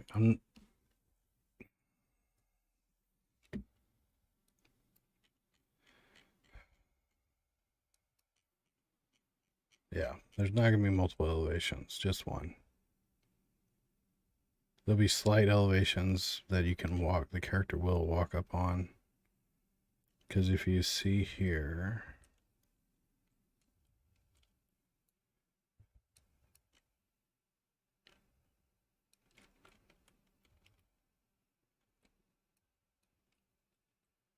you'll notice the road and the sidewalk are two different elevations.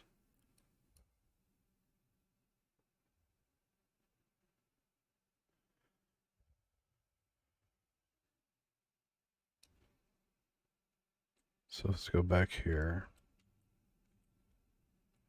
Now you're going to see that it got a slight bump. That cactus is actually causing a bump.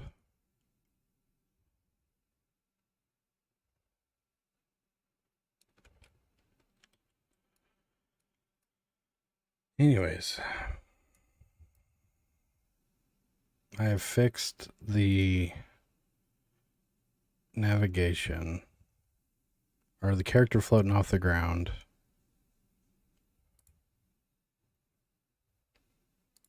And I have fixed that.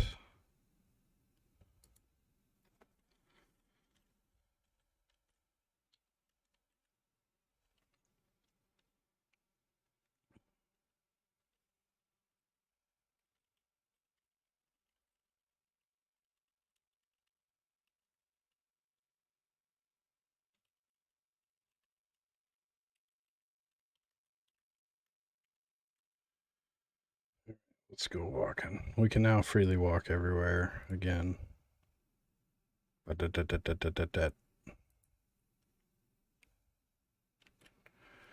Each bullet causes damage. Trying to keep a change log as I go. But let's zoom on out to this 100 by 100. You see the fog of war where I've uncovered and where I haven't.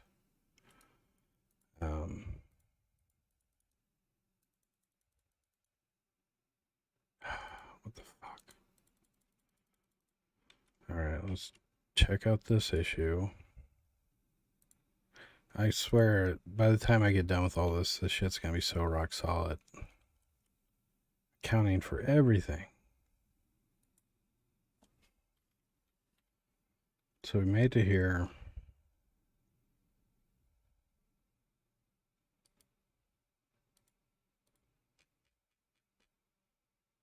Got 14 positions. All 0 Y coordinates. The mouse is 174 by 102. Why the fuck is that?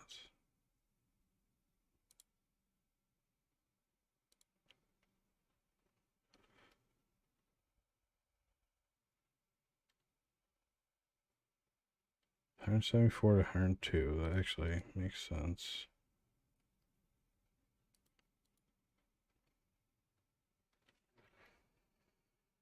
It's in there. Why in the shit do you think that's not in there?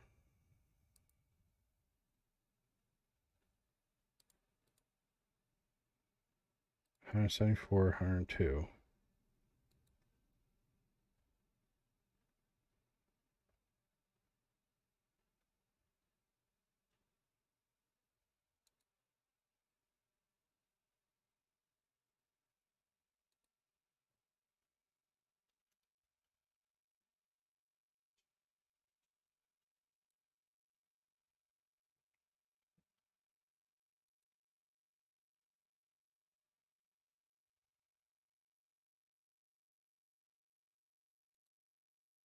$174, 102.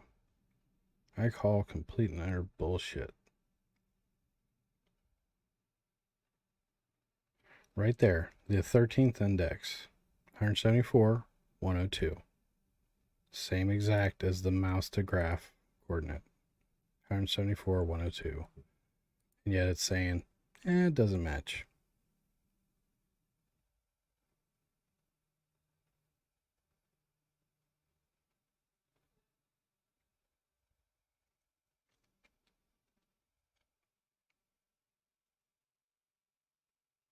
Why in the fuck is that?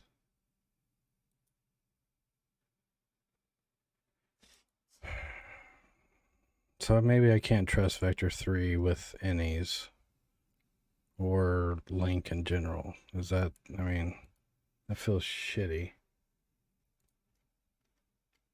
I thought I could break point here. Yeah, there we go.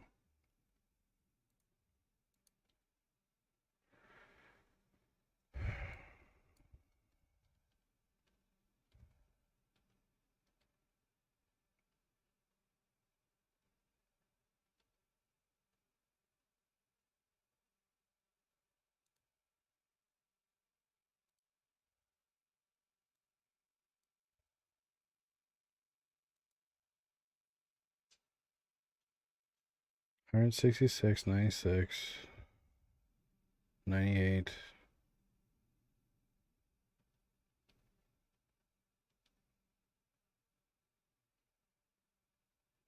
this shit.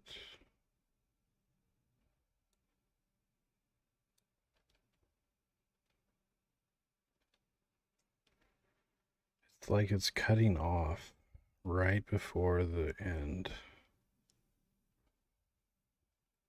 172.98, 172 100, 174 100,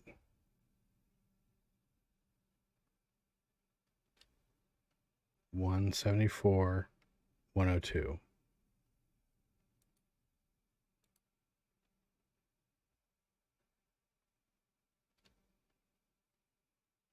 Then it goes one more time. And it goes in. What in the fuck is that about? Why is it going past?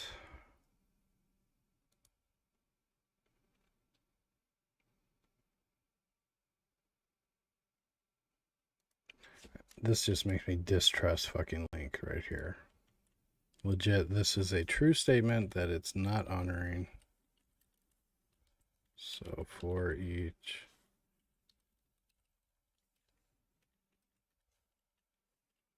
bull.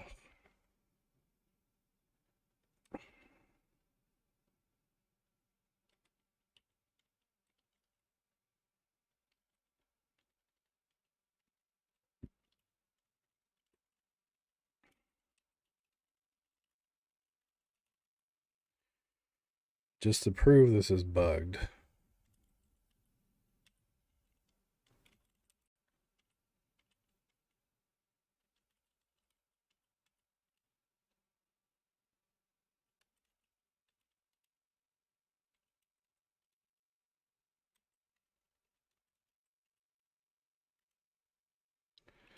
So if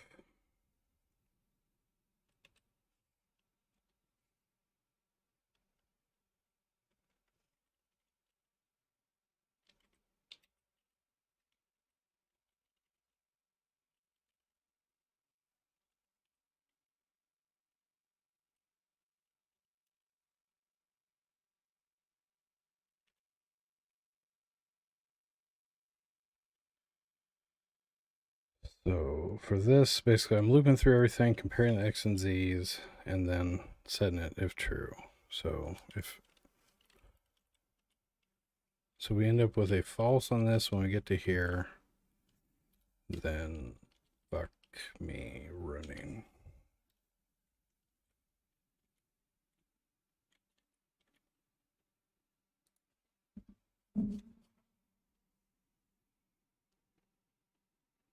.any should be more trustworthy.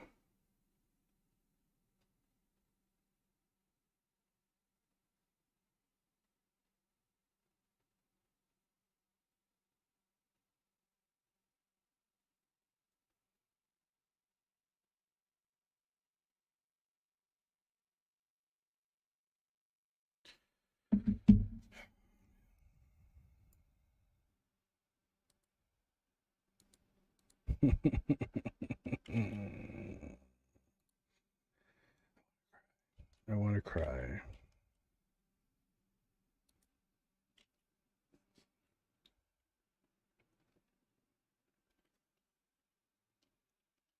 Again, last path is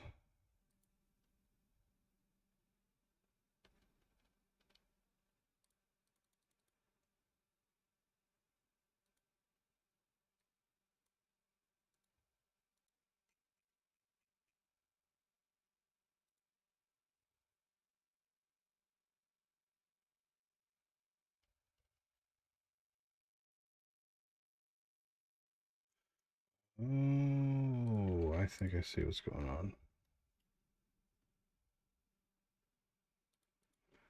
Oh, I fucking hate that fucking vector path is in the base. You don't know how much I hate that. No, okay, everything's fucking zeroed out.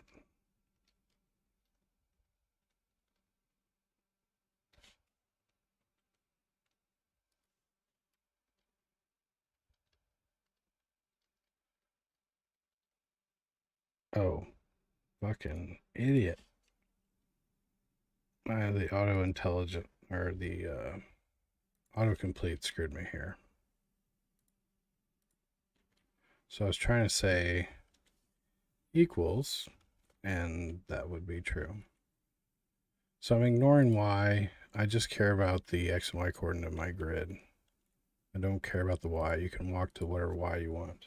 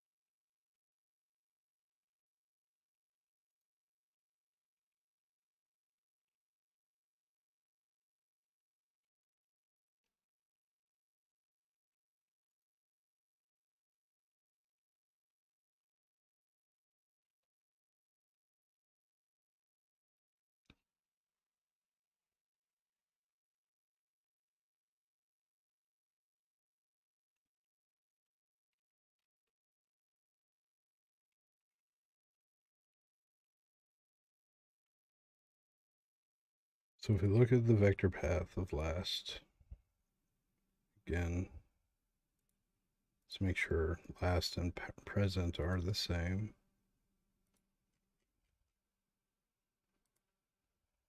$64, 42, all zeros on the y.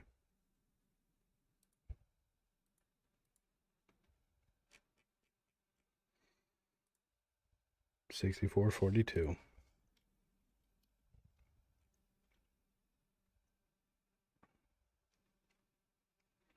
The position x is equal to the mouse grid x.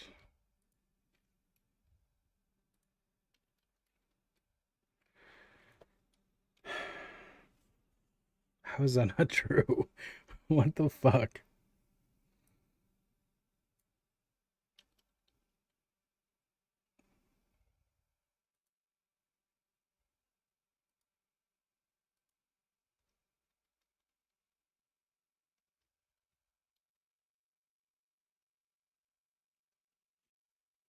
One second, be right back. You got a restroom. Pull my hair out from the fucker.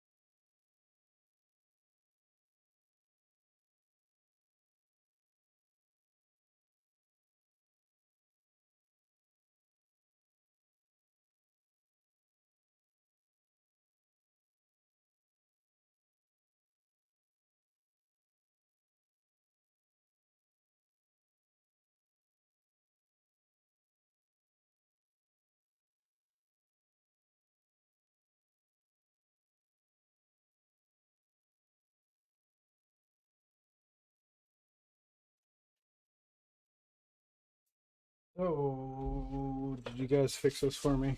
You guys know the answer? You right? You guys got it?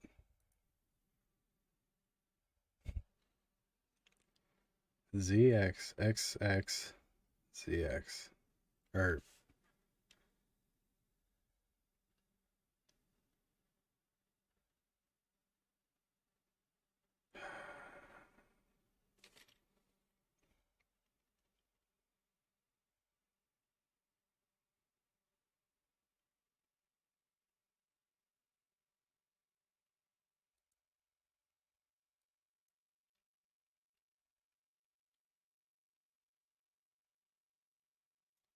64.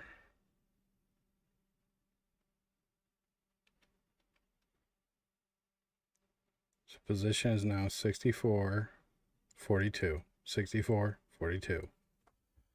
Don't fucking tell me this is not so true. False. 42. 42. How in the fuck is 42 not equal to 42?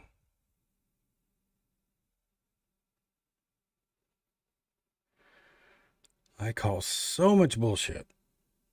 What the shit is going on?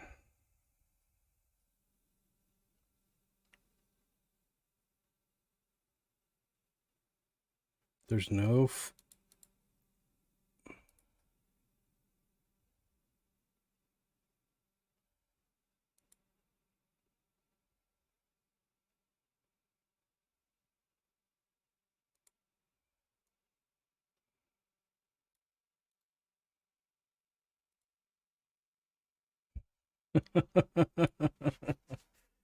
I don't understand how 42 equals 42 is false. I don't.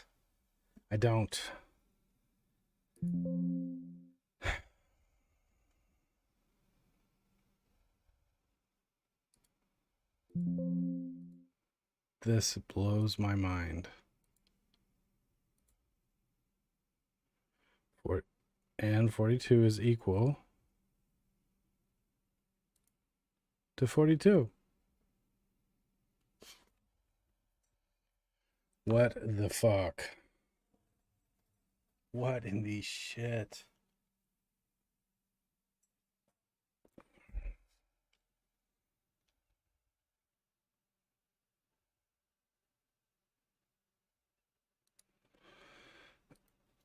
I, 42. Position.z is 42. Mouse to graph. Z. 42. What the fuck? What in the fuck?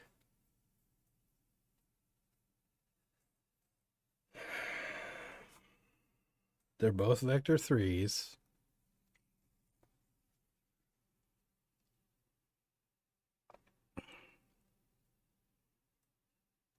Equal equals.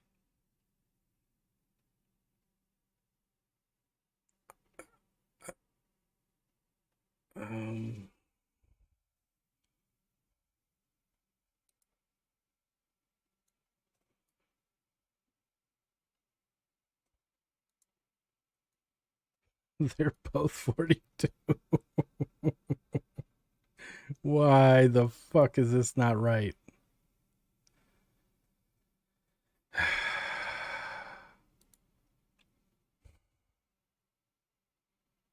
What the fuck? 100%. So I'm gonna separate this.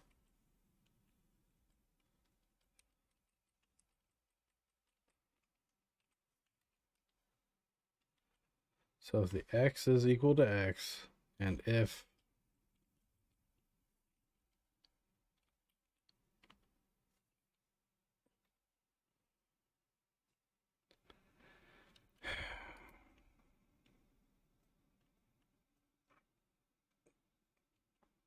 I've never seen this before. Like, this really is blowing my fucking mind right now. So much so I might like pull in a friend from work, be like, have you ever seen this? Because I'm asking if 42 equals 42. And it says no.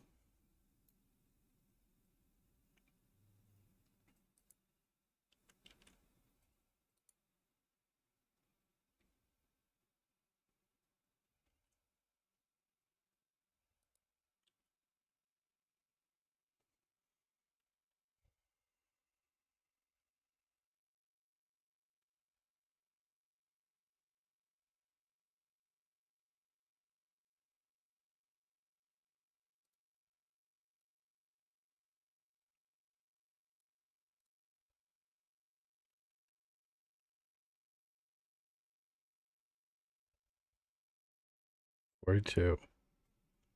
40. What the shit? What in the shit?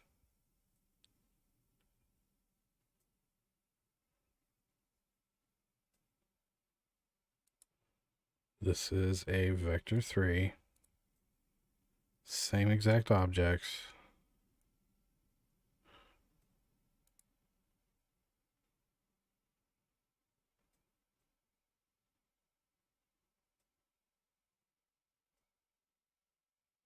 I've never, honestly, this is so fucking crazy.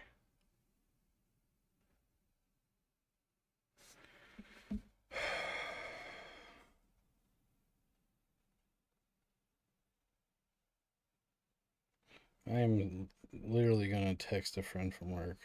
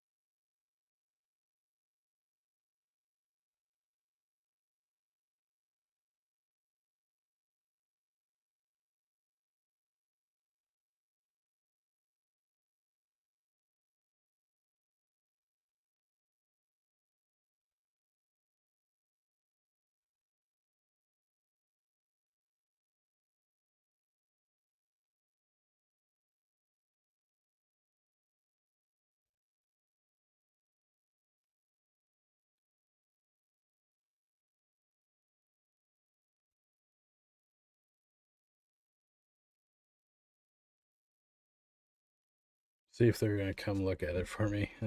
Just it don't make no sense.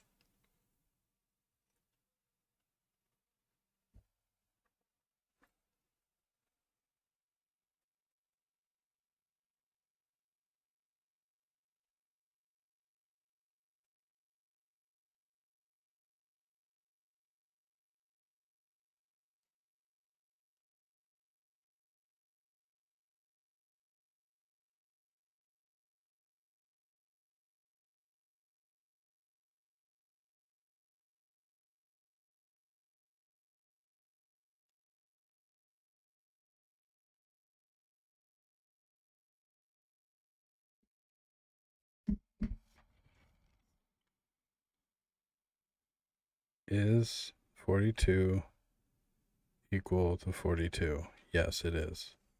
Oh no, wait, I got in here.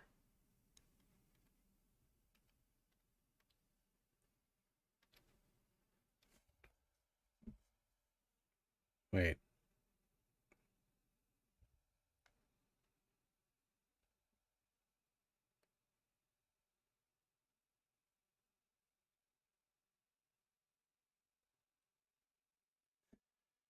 Okay.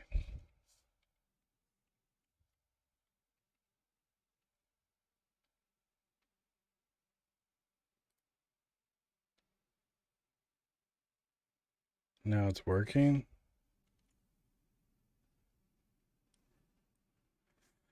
I am so confused.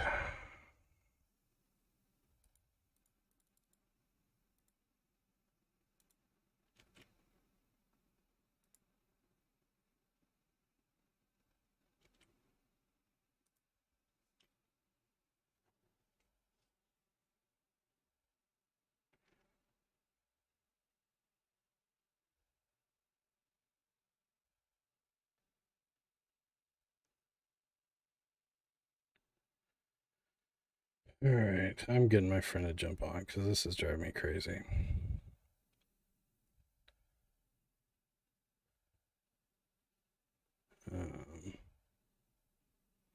How the hell do I share my stream?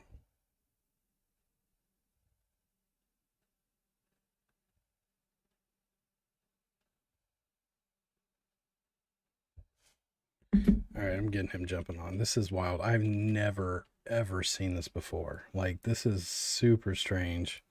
And watch, I'm just an idiot. That's not thinking about this right.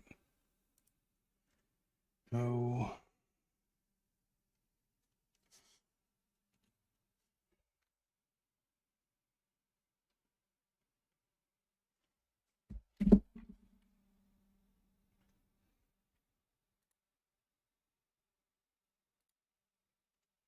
Find him on my stream or.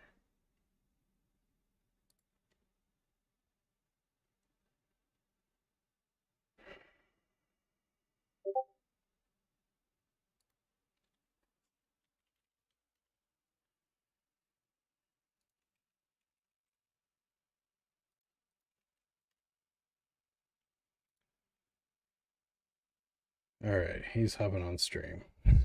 let's see what. I'm not crazy. I swear I'm not crazy.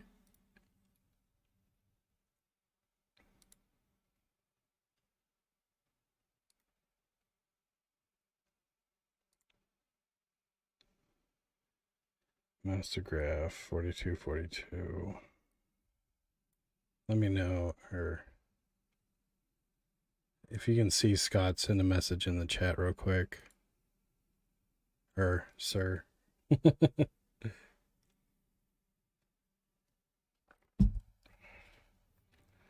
I am just like mind blown by this. What is going on?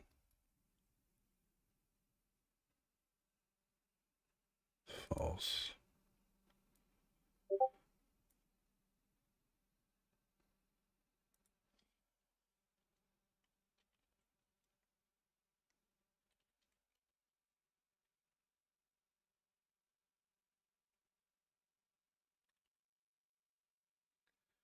So, they're both vector threes. Vector threes are floats. So, oh, did I? So basically what I'm trying to do is capture. So I've got a path that has a list of vector threes and the mouse grid position. So mouse to graph is 6642. Now, in the vector path, the path that I've calculated, 6642, right here, a vector 3 of 6642. Now, I was trying to say vector 3 equals vector 3, and it was coming back false. So watch this. So we go through mouse to graph, 6642. These are floats. And if we look at the vector path, 6642. So the mouse graph, I should be able to, and again, just saying vector equals vector, which normally works, everything is fine. So let's walk it here. Wait.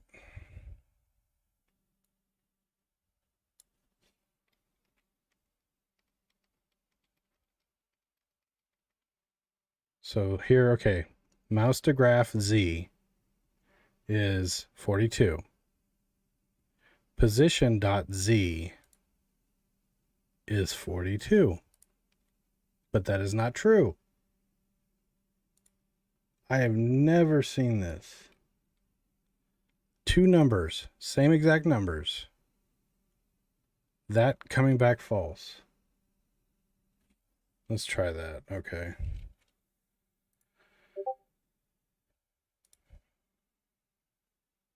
Double dot equals. Okay, let's try that. So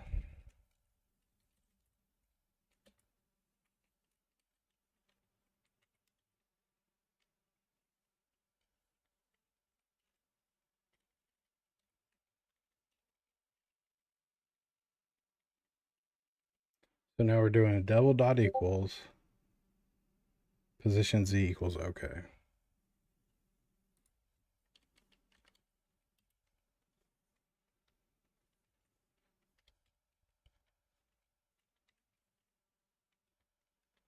Oh wait, sorry.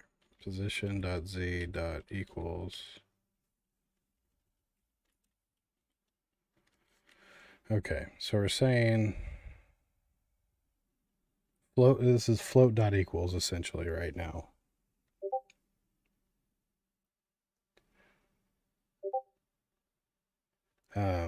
So let's go ahead and try that. Like, again, 42 equals 42. Like, what is wrong with that? I've never seen an if statement not come back true like that. It's so wild. All right, so we're going to attach to Unity. So this is how we attach the debugger. Let's go back to here. We're going to hit play.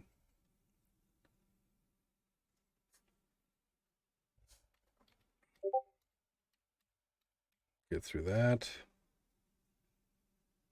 And again, that's what I thought. That's why I ended up, like, instead doing vector3 equals vector3, which normally always works. I can trust in that wholeheartedly.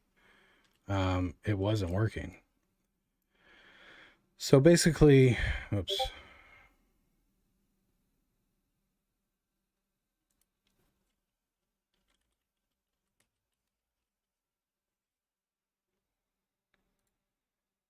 Okay.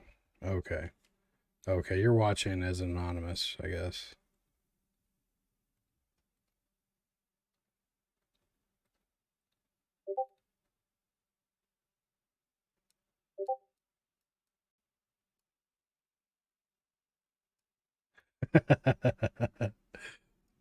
This is again, I've never in my whole career ever seen two numbers that are the exact same not come back as.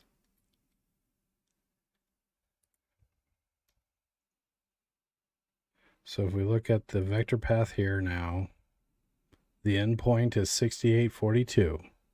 6842. Float, float, float. Now mouse graph is 6842. Float, float, float. Unfortunately, this is a longer list, so I gotta.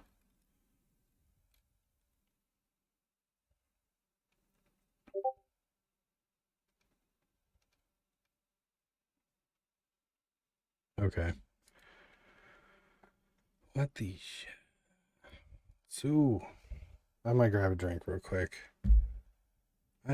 This is blowing my mind. Like, I have not.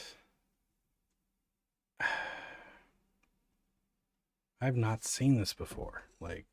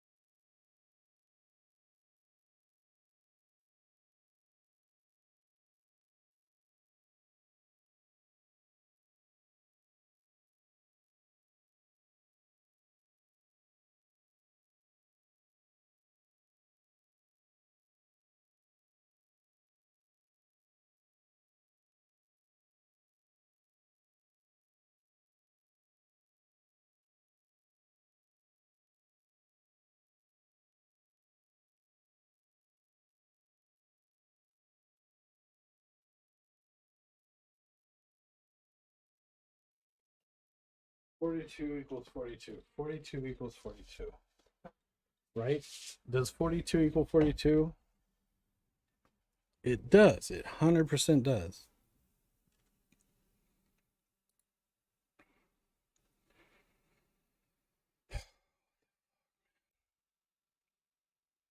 All right, I got an idea. We're going to cast them to ints.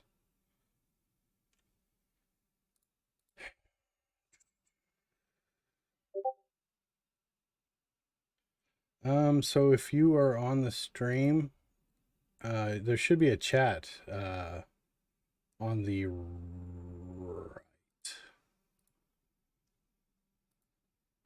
right. Yeah, on the right side of the screen, there should be a chat.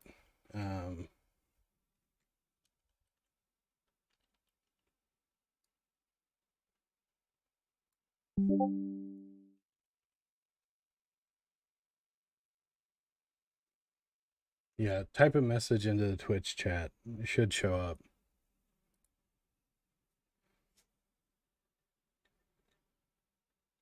I'm going to type a message in. Testaroo.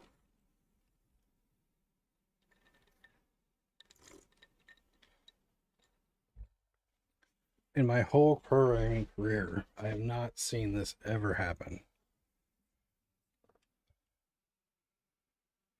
It's just my mind is blown.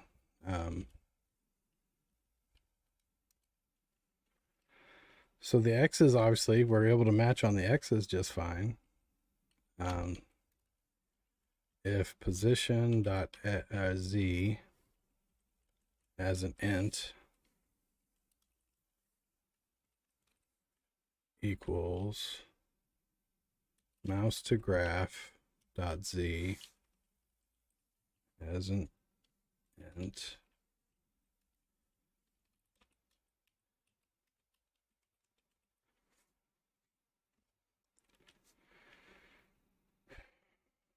so one of these has got to work.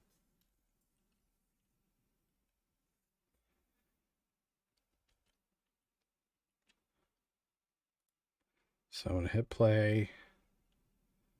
If someone can answer this mystery, I will give them like $20. I'm going to go ahead and walk over here where I know I can.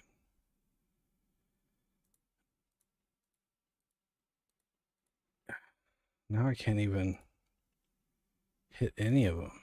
Oh, weirdly enough, I can hit that one, but not this one. Okay. So let's hit attach to Unity. We're going to attach the debugger.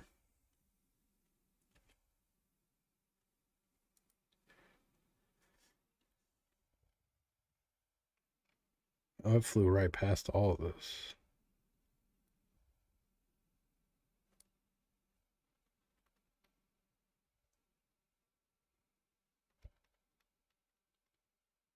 I call bullshit.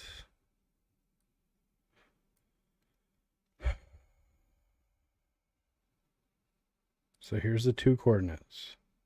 64, 42, 62, 42. The mouse graph is 62, 42. 62, 42 is in this list. Now you're saying the X's don't even fucking match up.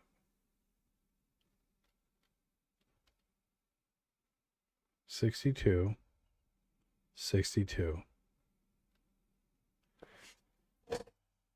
What the hell, man? I have never seen this. Now it's gotten... What the hell?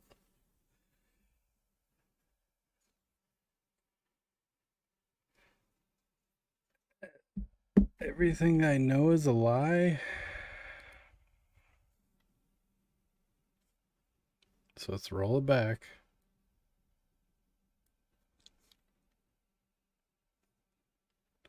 So we're the X is 64.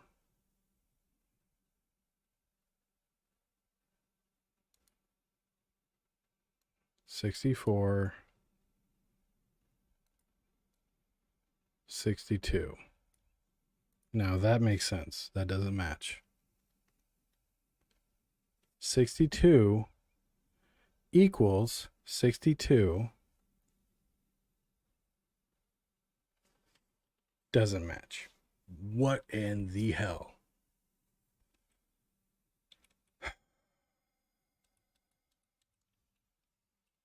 C#, 2 ints, not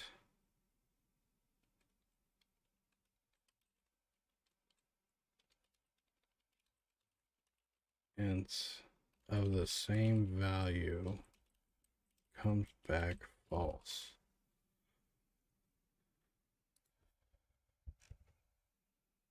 When you use equal, you're comparing the reference, not the object content, because the reference is not the same. When you're doing this, A1 has an allocation of memory, which is called instance.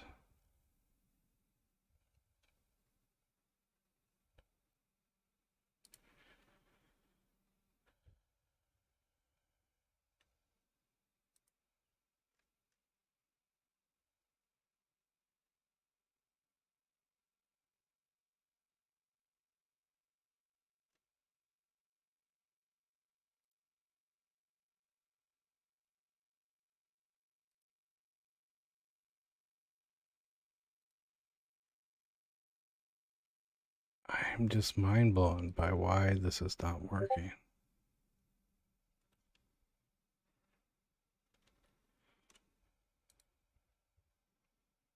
Is reference compare when it is of object?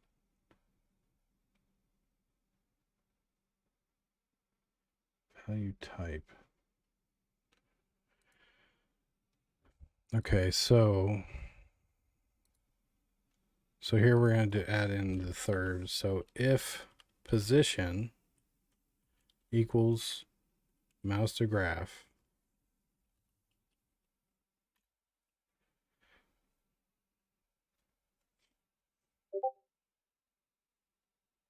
no, I still don't see you in chat on Twitch.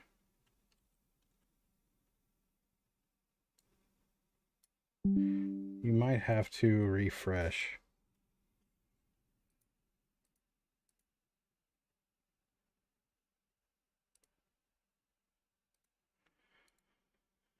Like honestly, I've compared vector 3s to vector 3s and never had this problem.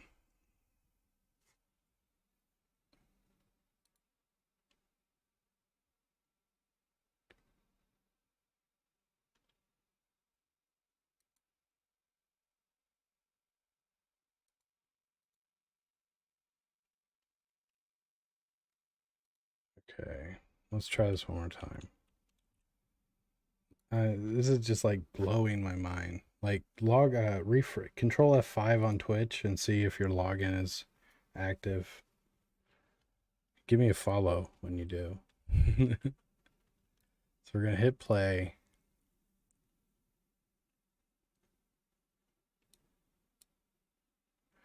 So, okay, I was able to walk to that position, but I can't walk to the one right beside me.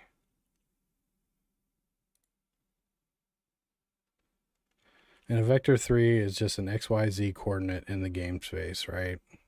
Shit, reloading domain. God damn.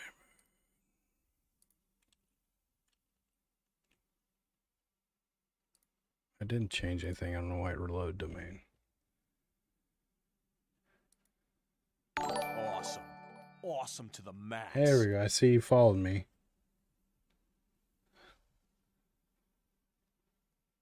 Yeah, just type into the chat now, see if it's coming through. So we hit play. We attach the debugger.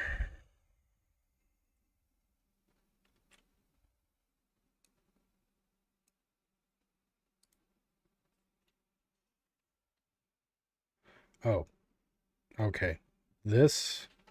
Now this works.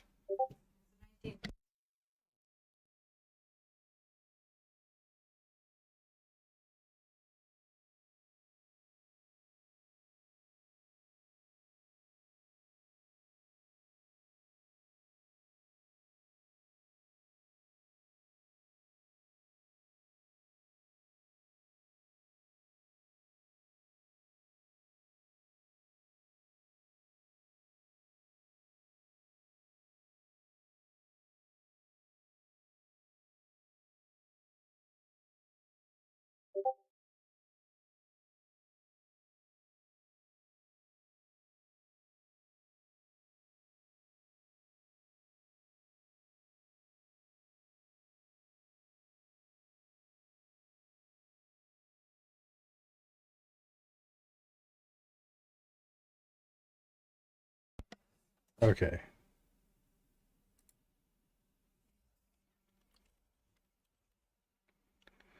Trying to get me to spend $300 on nothing. What the hell? So wait, path and vector equals true. This worked. Why in the hell did it do that? I've never seen that send text before.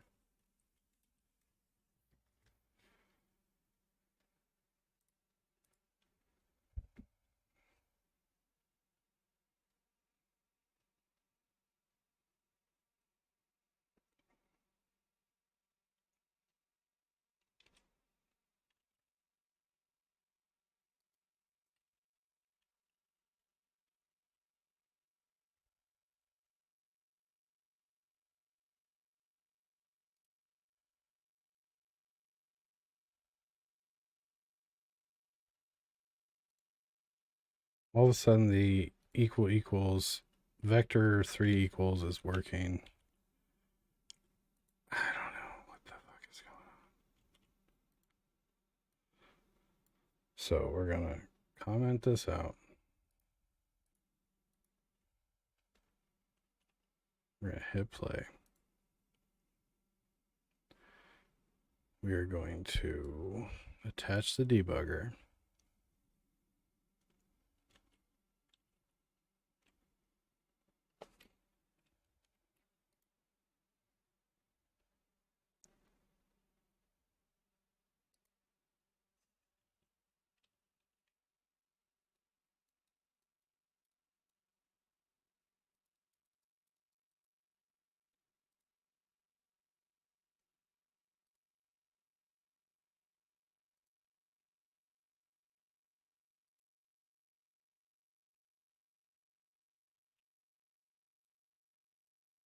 And try to hit that spot that I couldn't walk to before.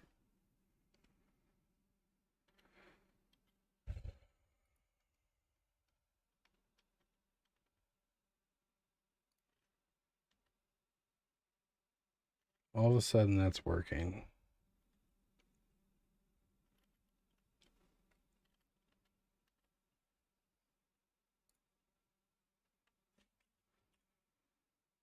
Okay, so I can walk to there now.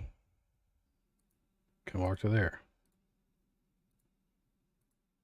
What the hell, man?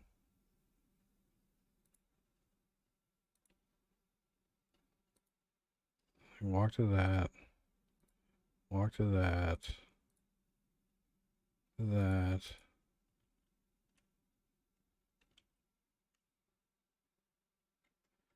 So now vector 3 equals vector 3 is working. Out of nowhere.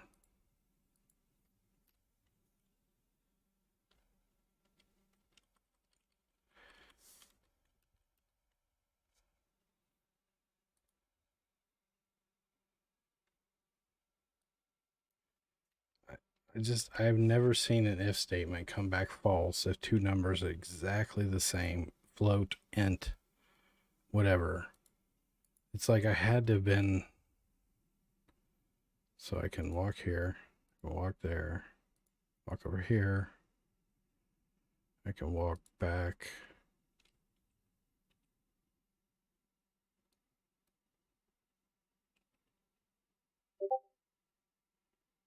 Magically working. Like, I've never in my Unity experience encountered this issue, or C# either, to where now vector 3 equals vector 3 is working. So basically what I'm saying is, okay, here's the path that the mouse, when you're mousing around, it creates a path to the mouse. And when I click down, I want to confirm that where I clicked is in part of the mouse or the path found mouse, path found locations. And it wasn't matching up at all. It's the vector 3 equals vector 3 was coming back false. So let me hammer this out and make sure. So we hit play. I just never seen an if statement where the two numbers are exactly the same and it was coming back false. My whole career, I've never seen an if statement that I was debugging lie to me like that. So see here, I'm able to head into any direction.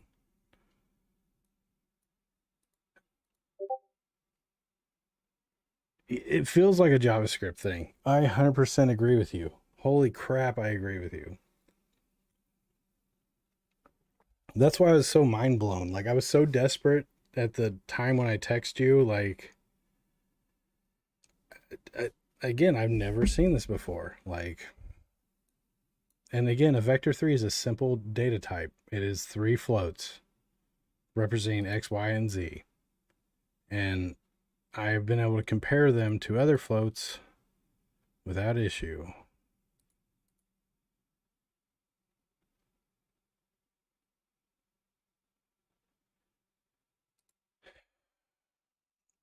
I don't even like on my changelog notes, like magic.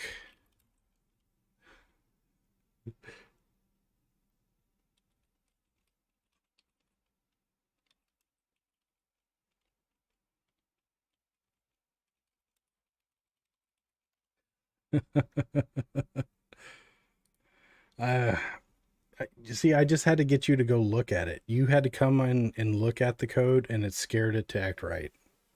It's, you know, it's that thing where you finally seek help, and all of a sudden it's working. Like 42 equals 42. Like, that is an equivalent. It's so true. Like, why was that coming back false?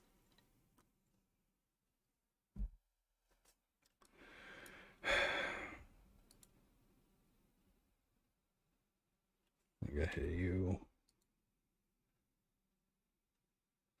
Let me see. I'm going to walk around and then see if it magically starts.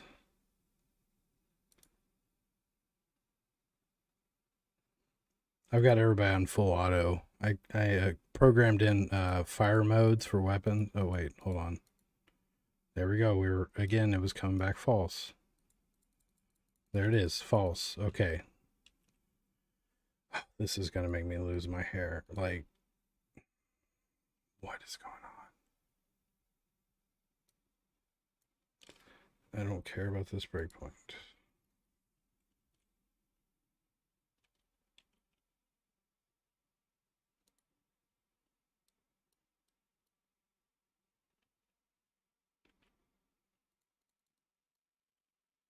Stop. Something's going on. It's still happening. So I'm going to hit play. Then I'm going to attach the debugger.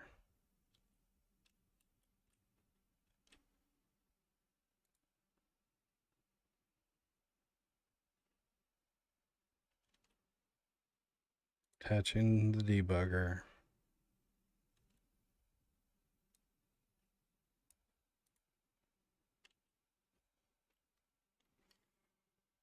We got true.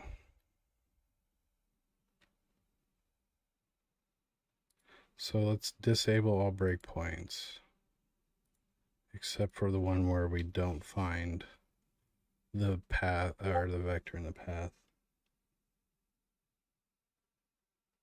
Yeah, like I dumped each one into the intermediate window and they had the same value. So now I've got one breakpoint for I don't find an equivocal. Yep, there it is. So here's the list of vector 3s. The endpoint is 82, 0, 38. The mouse to graph is 82. Oh, wait, this one might make sense. All of these are 38s. Hold on a sec. The vector path has all 38s, which is really weird. That means there's like no turning or deviations.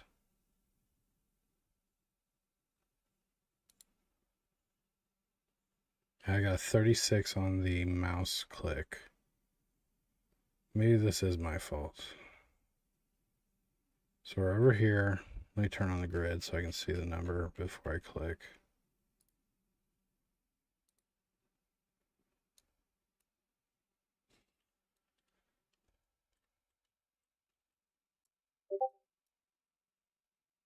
$42.18. Click. That worked.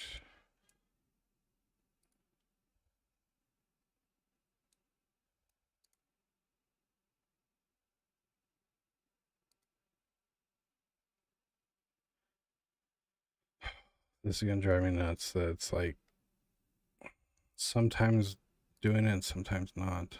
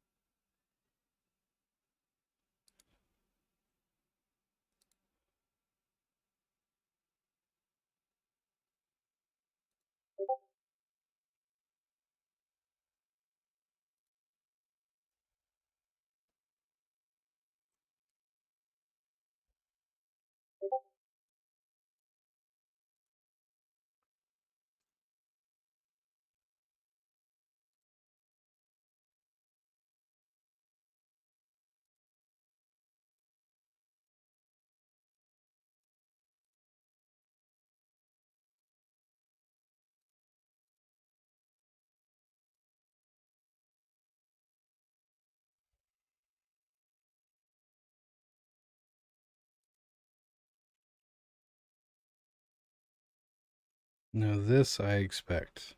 The mouse is outside of the game window. That's fine.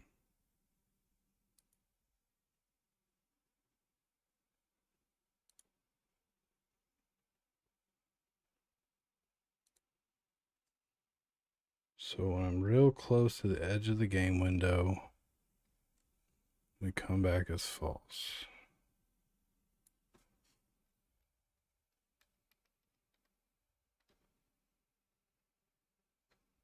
Let me get rid of some of these here. This is too many going on. Vector graph Z.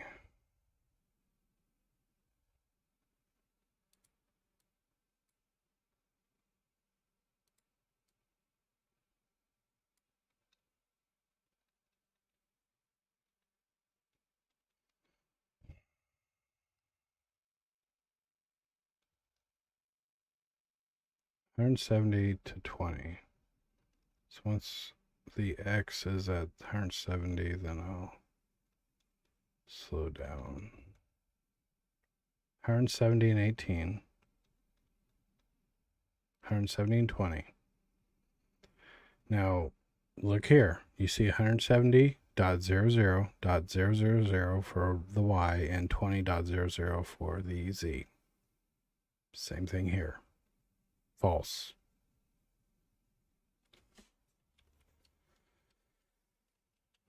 Unity, two vectors that are the same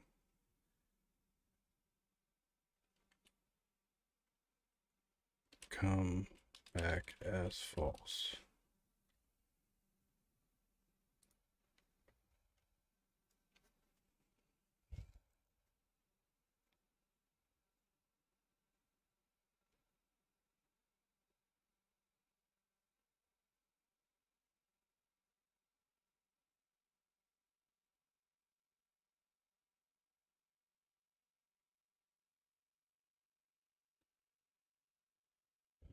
The vector's default two-string method has a very low precision, so it's easy to see the difference.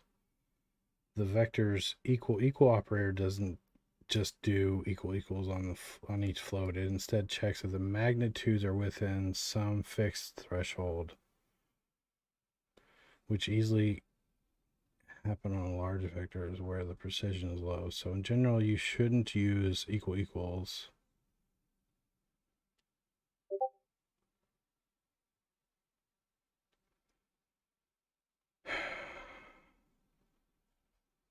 You shouldn't use equals or vectors unless you know what you're doing. In most cases, you use vector3.distance or similar to check if it's close enough to your target.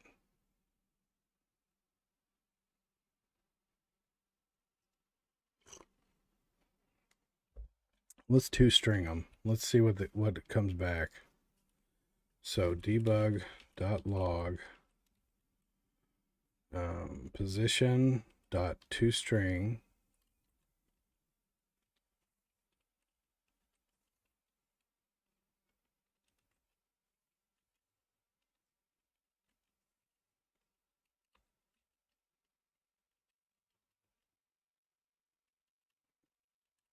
vector path. Wait. Mouse.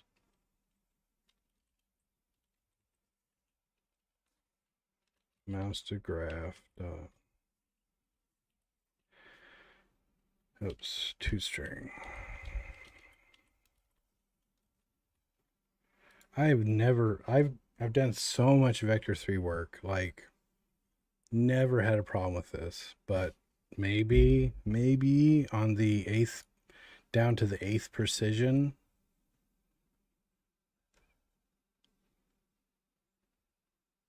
if you're using equals between two vector threes, you shouldn't be. The same applies to floats. Are notoriously slightly inaccurate. The inaccuracies usually don't matter unless you're using the equals.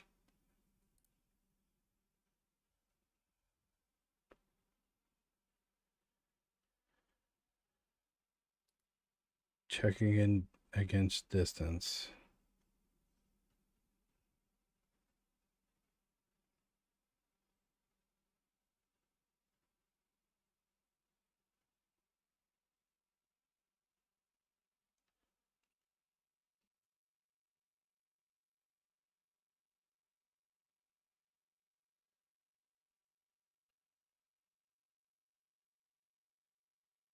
What the fuck, Unity? Seriously?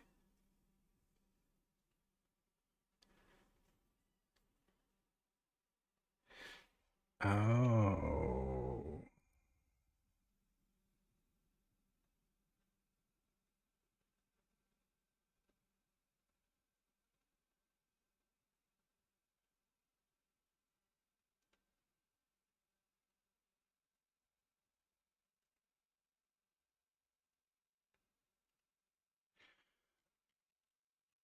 Again, I don't care about the precisions here. These should be very close to coordinates on the X and Y graph, or X and Z graph.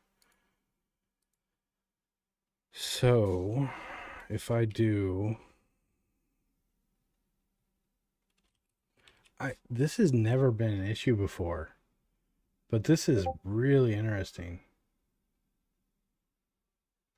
So I don't care about decimal points here. So what I'm going to do is take them to ints.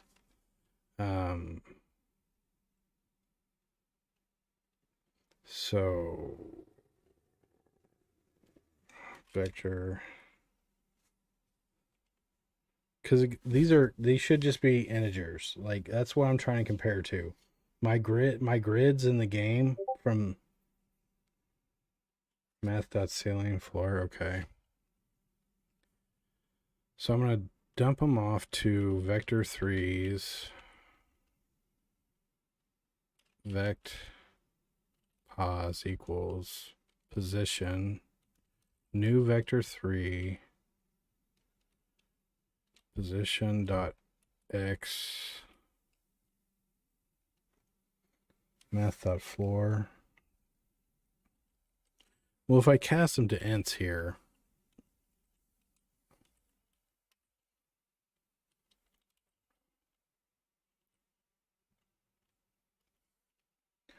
it's so crazy. I've done so much vector 3 work. This makes no sense to me.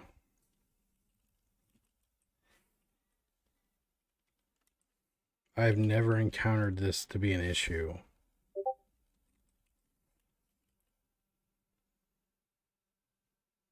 Without rounding? Okay. Let's do that then. Yeah, because we don't want rounding. So math dot floor.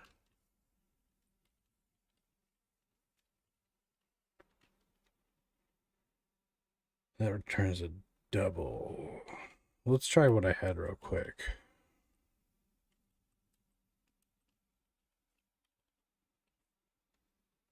So if vec pos equals mouse vec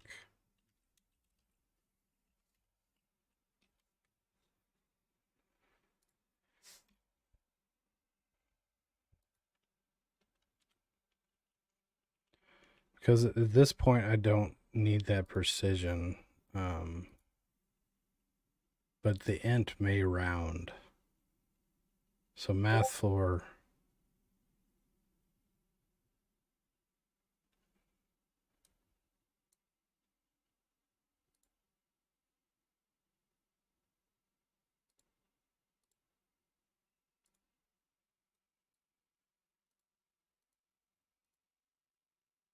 I mean, this is crazy. Like in all the time I've been using Unity and Vector 3s and all kinds of different calculations, I've not encountered this issue.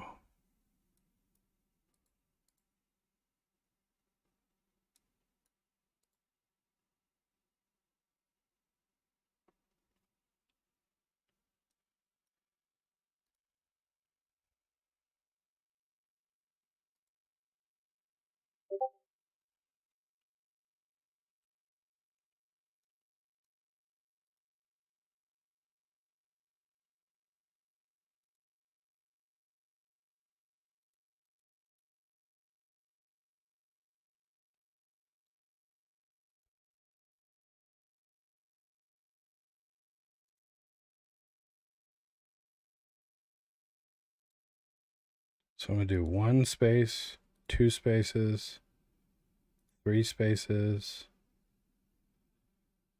4.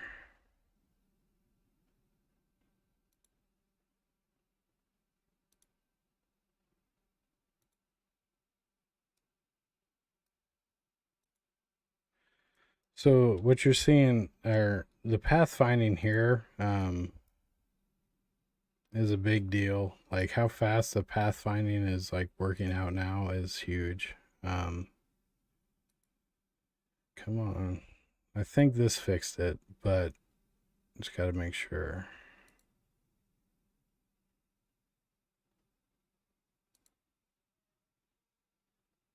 It's still weird. This popped up out of nowhere.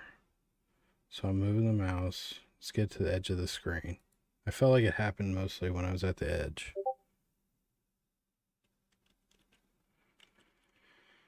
I forced the floats to ints.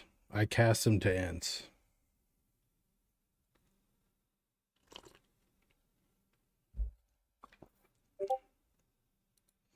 It seems like it's working, but I still, like in the debugger, the values were 42 and 42.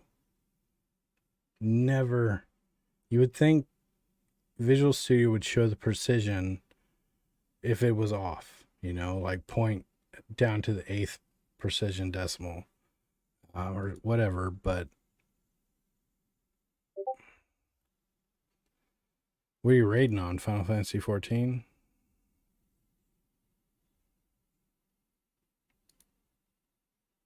Wait, hold on, that didn't work.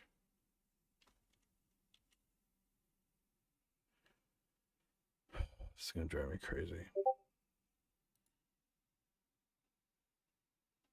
Oh, nice.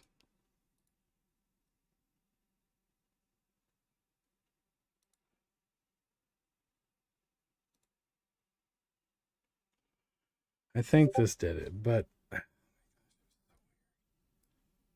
I've just never seen an if statement come back false when I can clearly see in the debugger. I was gonna say them early raids from WoW Classic, like oh my god, those are intense. I used to watch videos of a mage. You could take a mage and run through like those 40-person raids in a certain way and get through a good chunk of it or something, like a single mage. It was wild.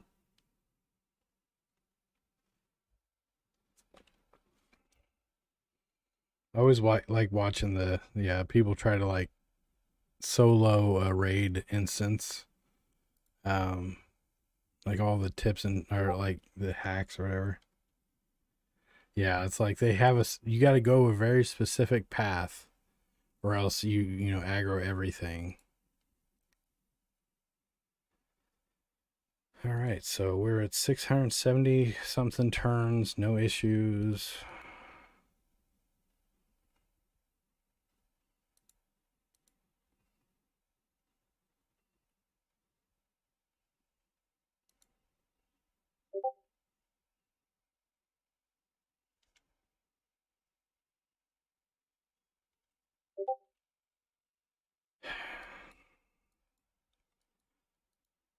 Again, this weirds me out. I've never had to do this. Vector 3 equals vector 3 has been gospel. But I'm also my grid positions are in core ints, right? There's 32, 32. There's not like a grid position of 32.0000001. Yeah, like it's I think I'm glad it's not happening again. I'm gonna keep trying. But actually let's look at the map here. So another problem I had was units not clearing themselves from a tile. But it looks like that is not, oh no, they're right here. These two squares still have a unit associated with them. So I've got a fix for that. The movement is now threaded and async. So it introduces some weird possibilities. The way I'm going to fix this is hacky, but it's not performance hindering. Basically, as you change turns from players to enemies, it's just going to do a loop through the grid. And if there isn't actually a unit there, it's going to clear these. Where are the enemies? No, wait, shit, this is right. They're on those spaces.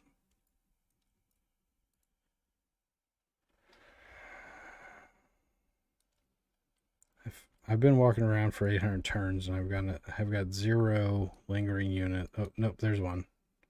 There's the culprit. So these are the units. They're hidden because I can't see them. But this space and this space, they did not clean themselves up. So the unit is still associated with these two spaces, even though they're over here. So on turn change, I'm just gonna do a fucking, the way I do it with the async movement now, it's not reliable. So I'm gonna fix this. I'm gonna fix this with turn changes. Turn system.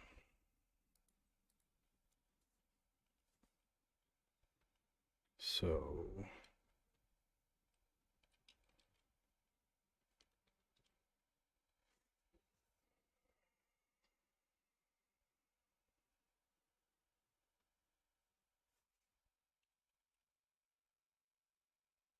grid system visual.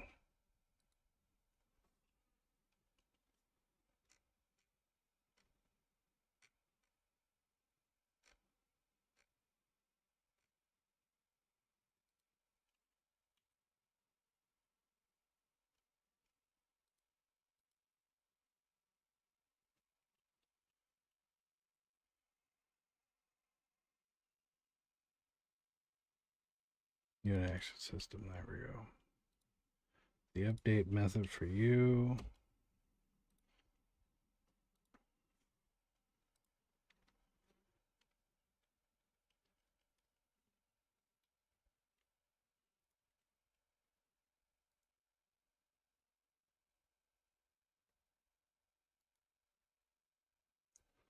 So this same exact method,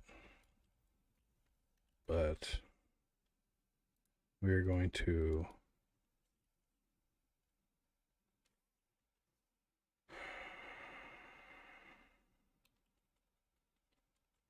set grid positions with unit.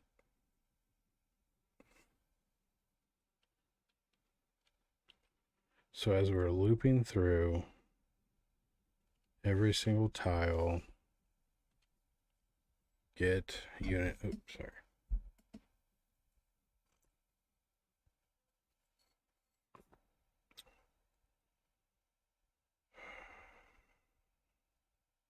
So I'm going to purge all units from the grid.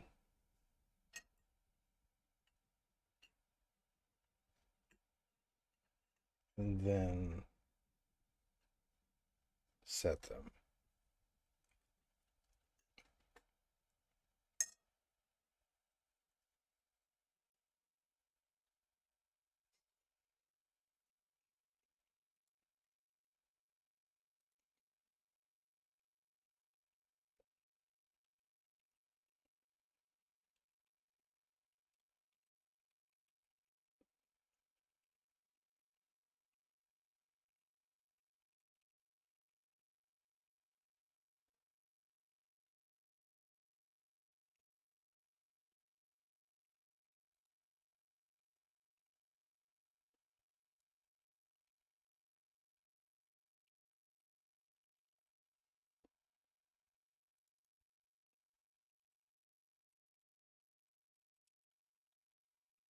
Move all units.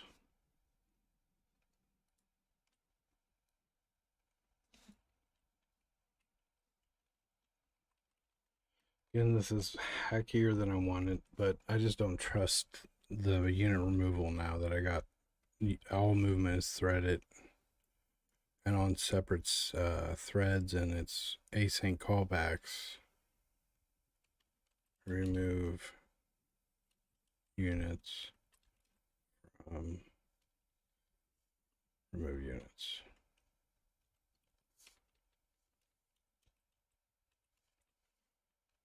So we clear those out.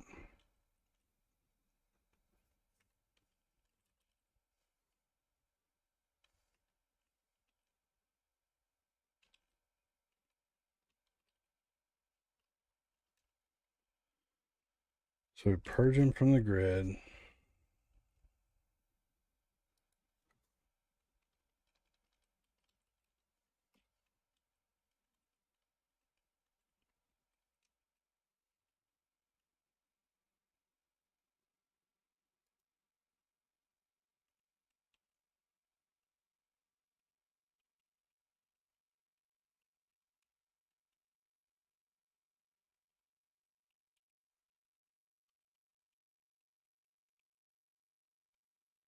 This will purge everybody.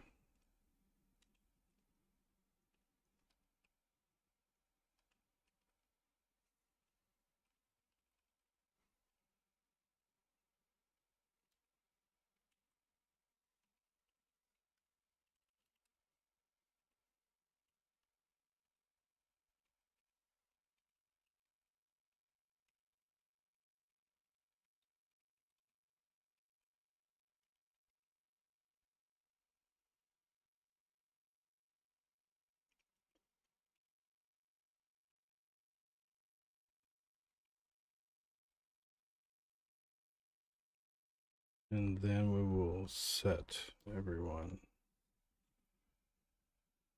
Oh.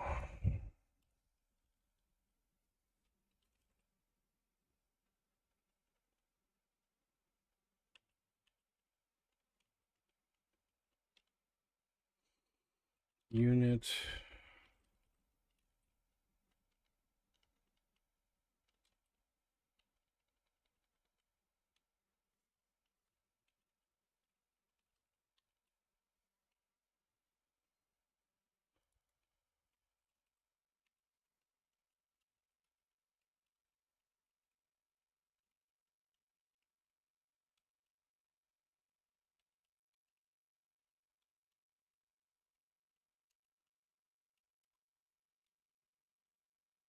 full grid dot instance dot set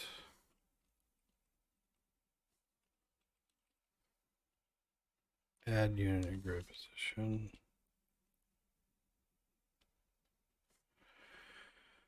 Well, Shih Tzu.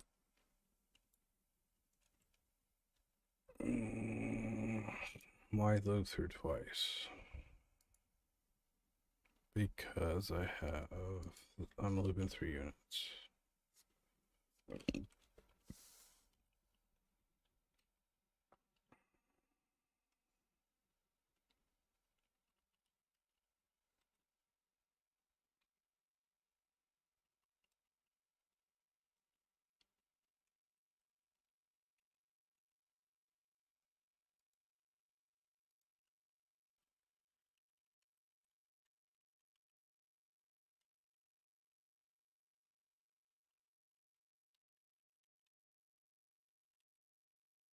Okay, so it'll purge any associations of a unit to the tile, and then it will set the current units into their tile.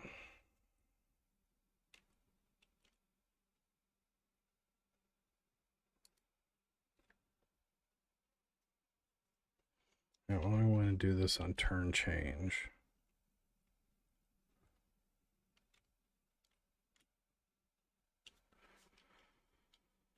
What class was that in?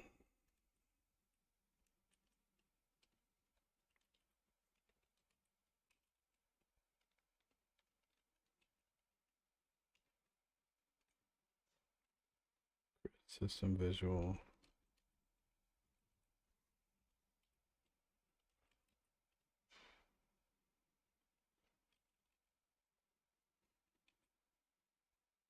Set grid positions with units.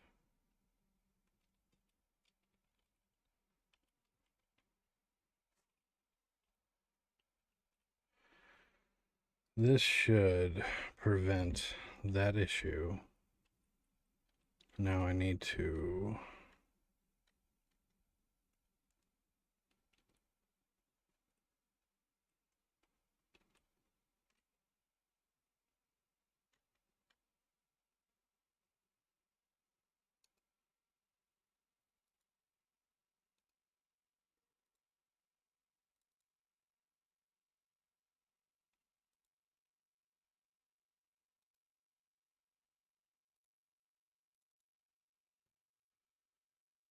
So every turn change, this is going to get updated. So we no longer need to do it at the unit level.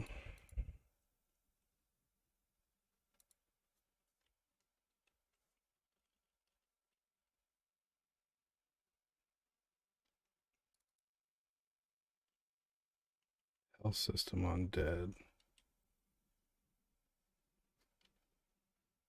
We'll leave that one.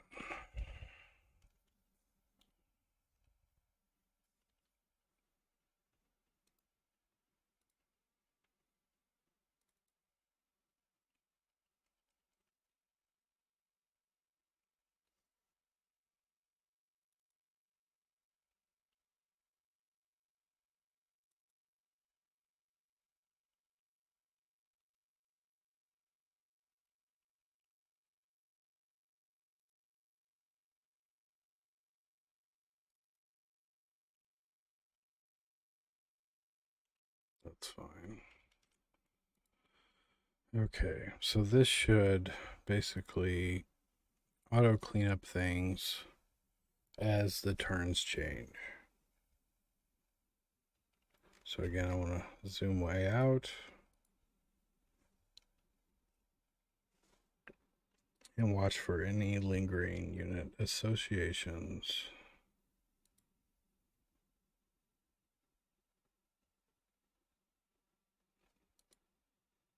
Why in the fuck are they going way over there?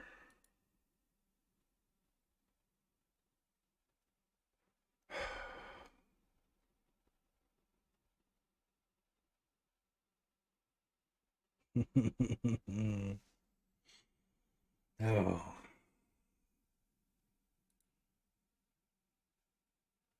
They're all heading for 000 now. Why is that?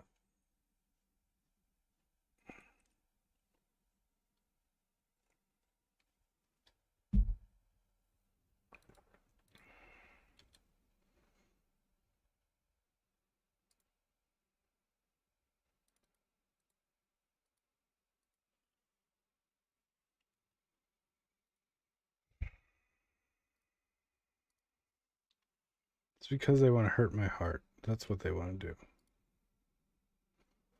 You fix one thing and break several other things. All right, let's move again.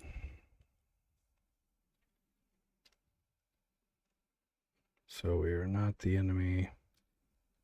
It's fine. We're going after that. Now we're our enemy unit 4.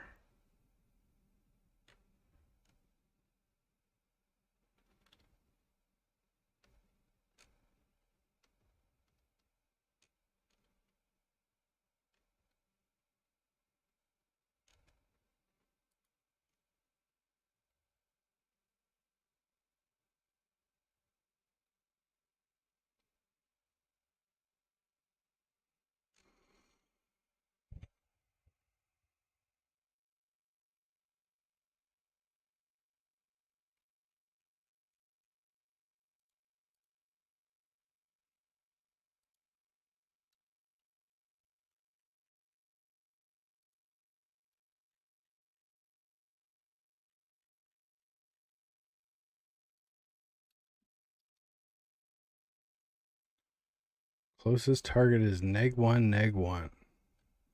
Why? Why?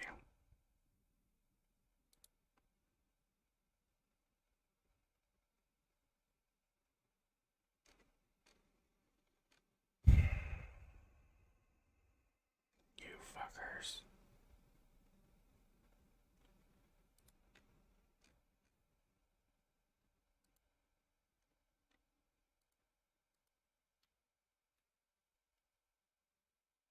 Which that's I expect. -1, -1. It's Valkyrie position. Check. Has any unit on it. Is coming back. I bet you we're coming at false here now that I made that change. Yep. Yippee, yippee, yippee.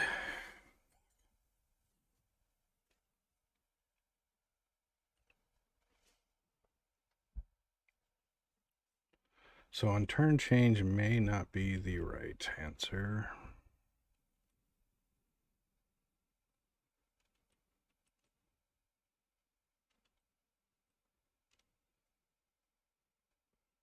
Where did I make that change at?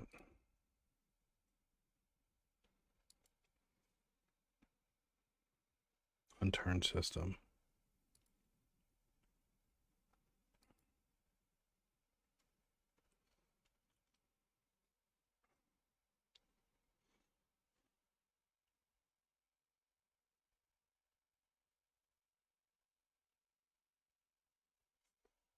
So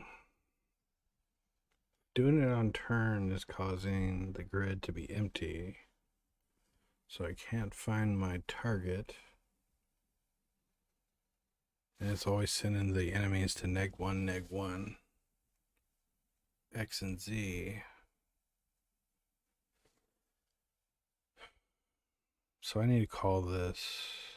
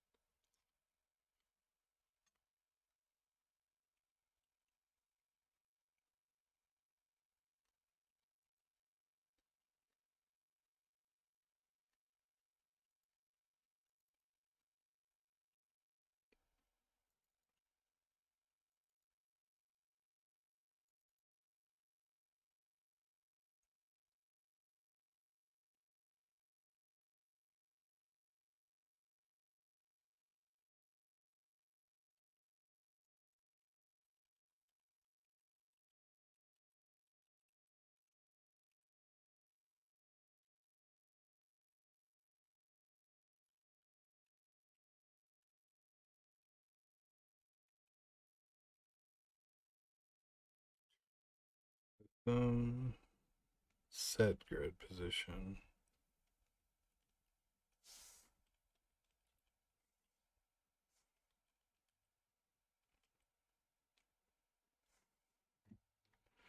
Whoopsie daisy.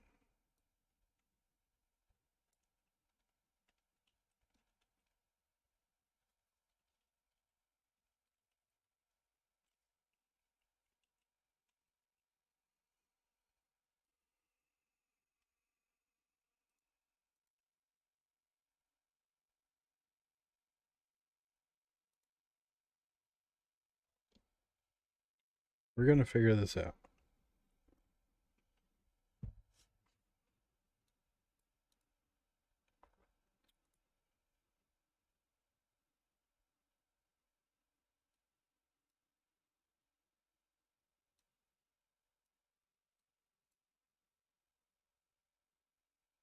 See if they head to neg one, neg one.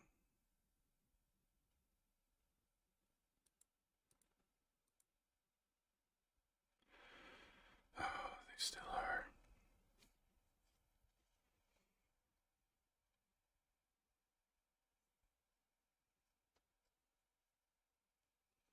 Again, I know this is a hacky way to fix units not clearing themselves from a tile.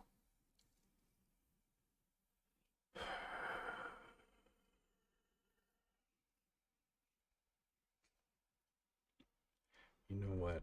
You know what? Whatever. Text.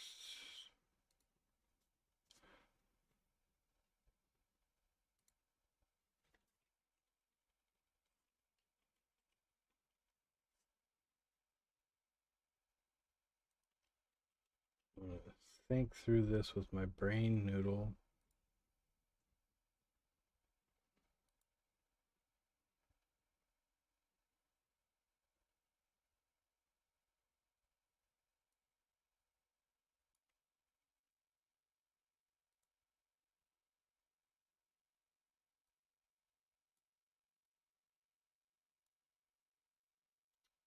That'll be our B.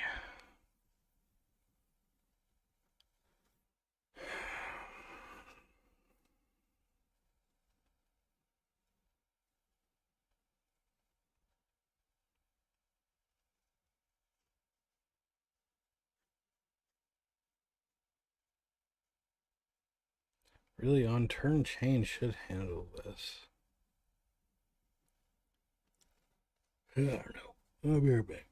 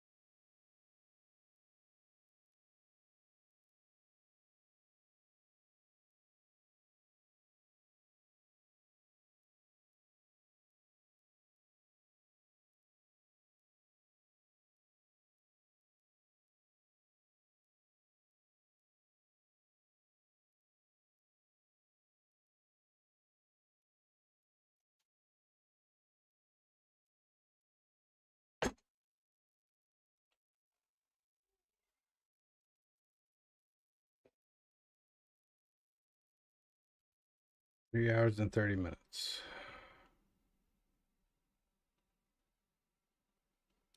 Why didn't what I did fix everything?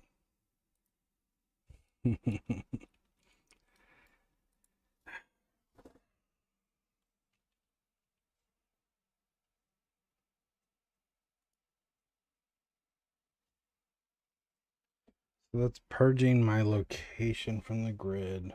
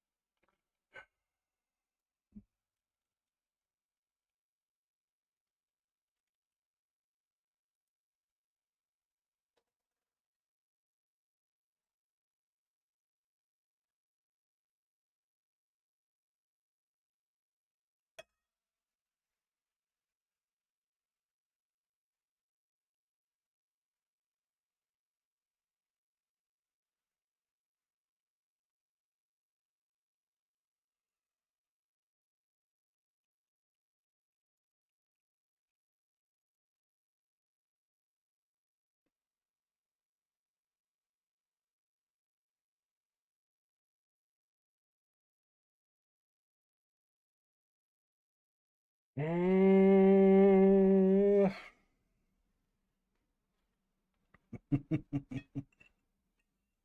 make one step forward and two steps back sometimes.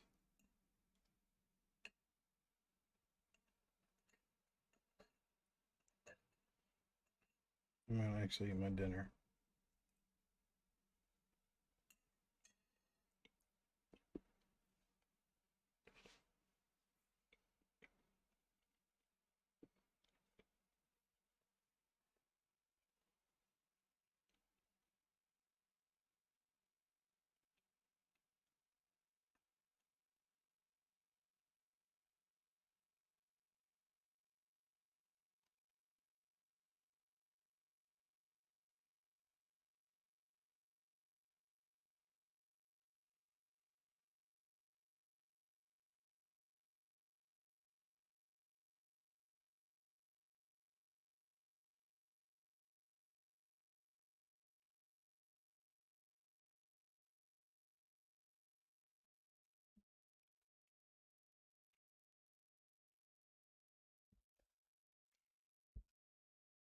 I'm pissed about that whole fucking equation, or 42 not equaling 42 earlier. Like,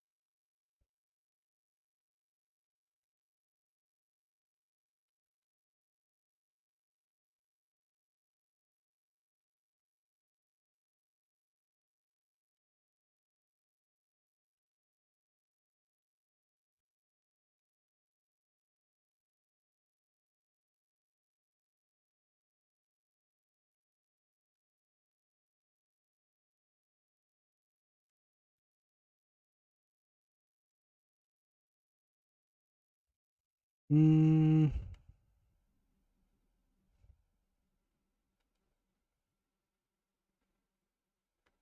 I'm posting a tweet.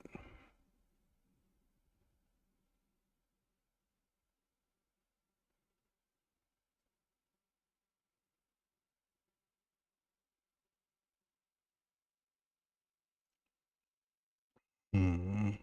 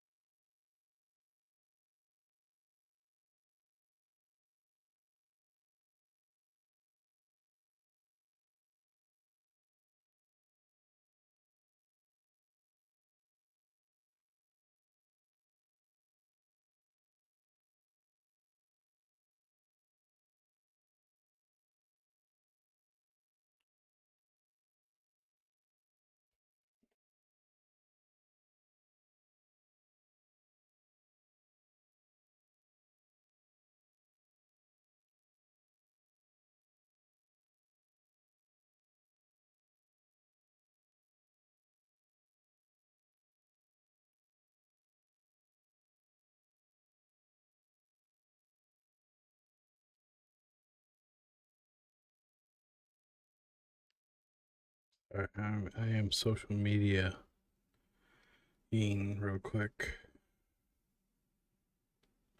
True.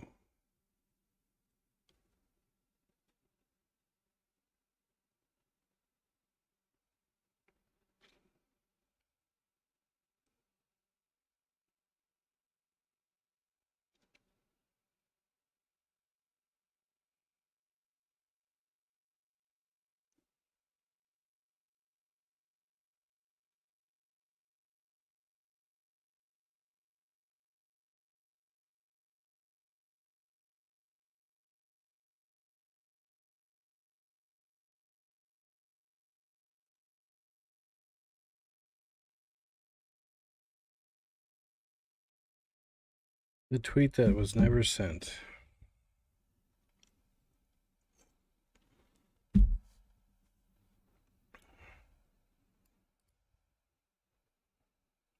Everybody's going to neg one, neg one.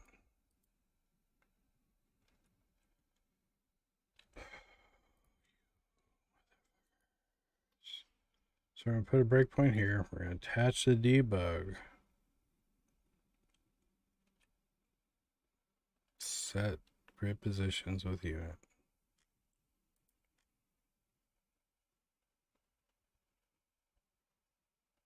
Oh shit. Okay. I know it's wrong. This should be for every unit.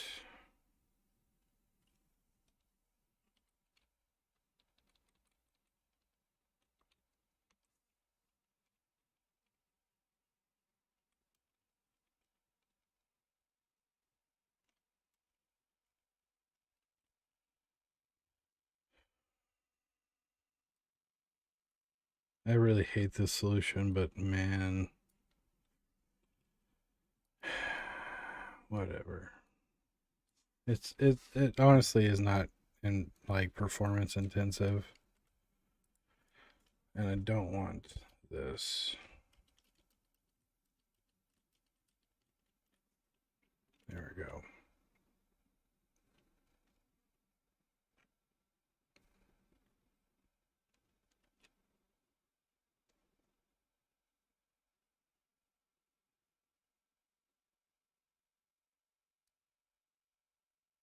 Actually, I don't even need to loop again. This is a waste of power.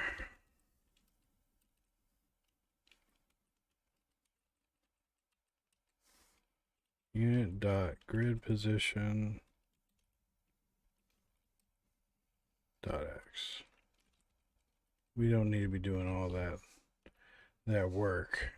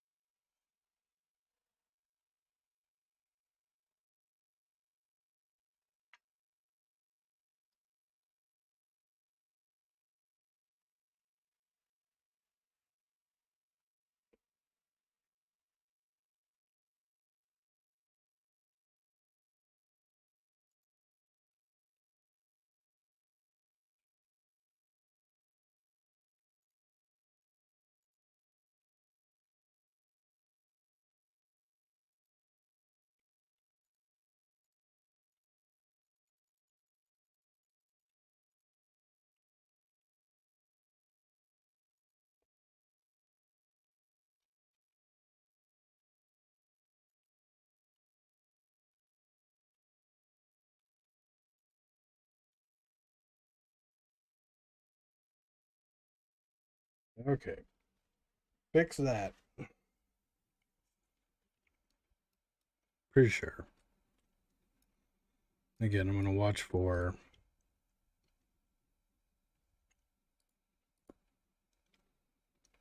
I'm going to go to 1,000 turns, and if no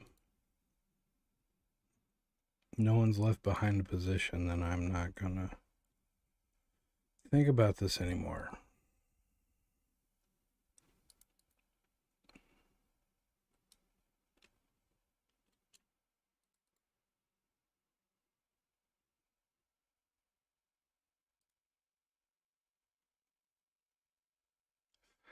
And guess what? Looks like it's fixed.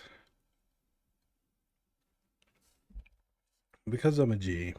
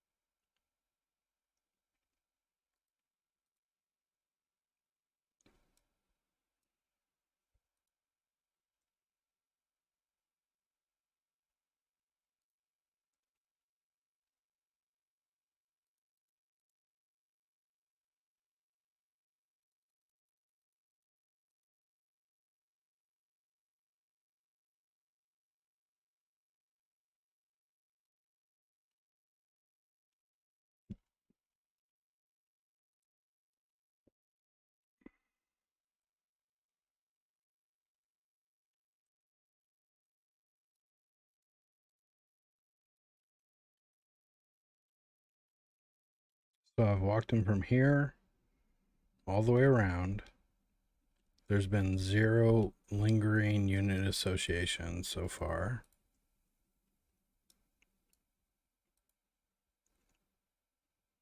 Again, I'm going to go to 1,000 and then check again.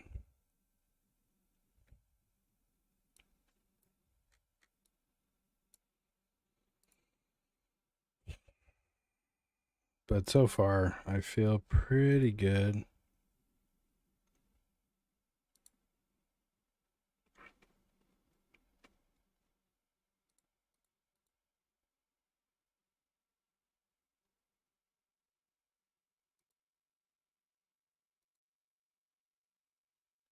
One mouse click, it should render the results.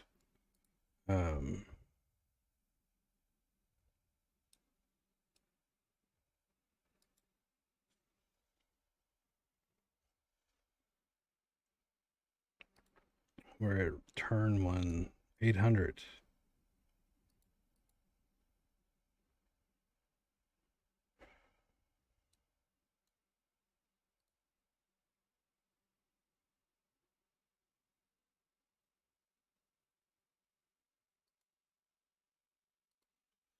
Unwalk.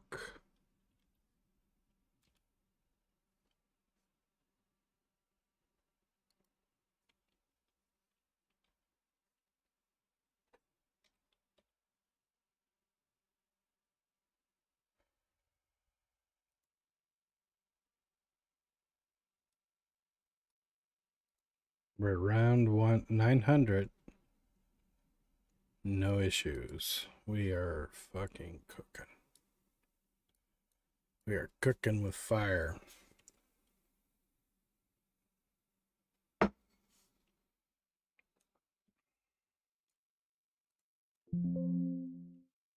So I wrote code to highlight positions that still have a unit. So everywhere a unit is, I should see that, but I guess I'm not.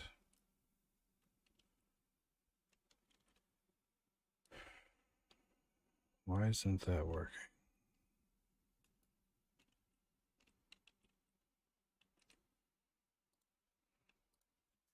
Update. Not unit layer mask. Come on now. Did I take that code out? That's my own.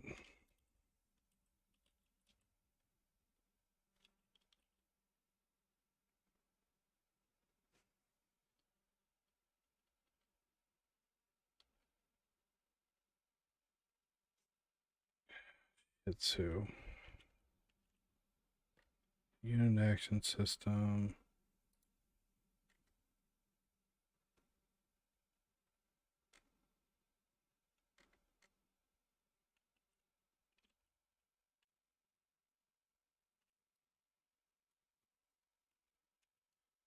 Grid system visual.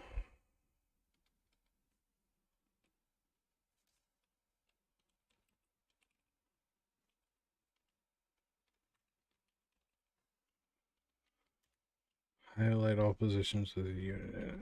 There we go.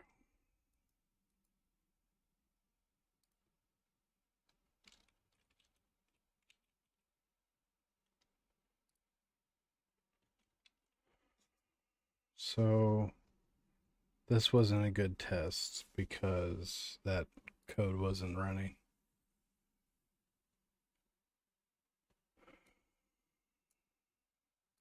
Let's try doing another 1,000 rounds. I need to increase the zoom out so I can click further away. I need to mix between mouse clicks and walking with WASD. So here I'm walking with WASD. Mouse clicking.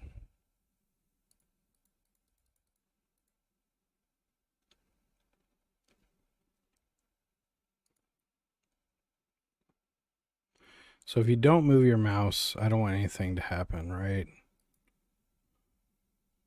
I have not moved my mouse, so it's not redrawing. But on click, I want them to redraw.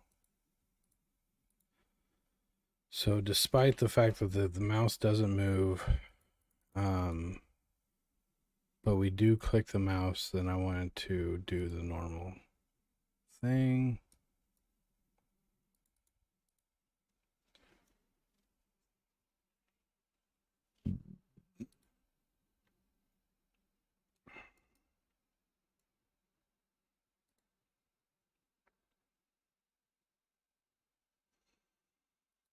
We're at 411.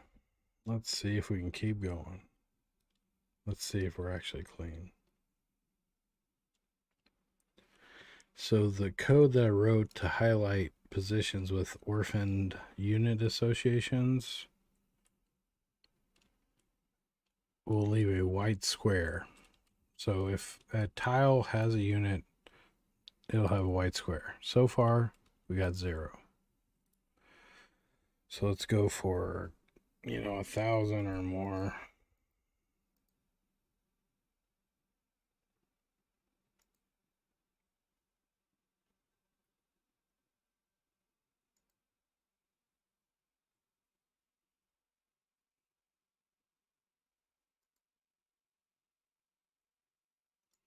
Let's let him get a shot off on me. Pow, pow, pow, pow.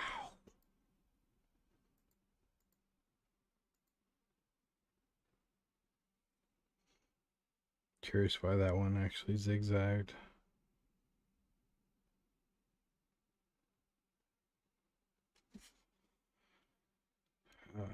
What is going on? Oh. There are chests there. That makes sense. So that's okay. That's okay. Tat, tat, tat, tat, tat. Tat, tat, tat, tat, tat.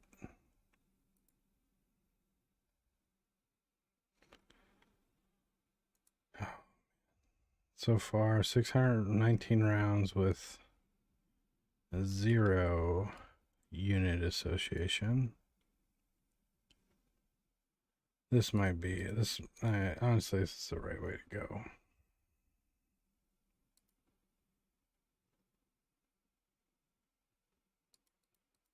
Clear all associations and then set them with what is currently there. You know what I mean? I need to prevent off-screen clicks. Like right now, I could click here, even though I'm off-screen. Regardless, once I hit 1,000, if there are 0 orphaned unit assignments to a tile, I'm going to consider this a dub.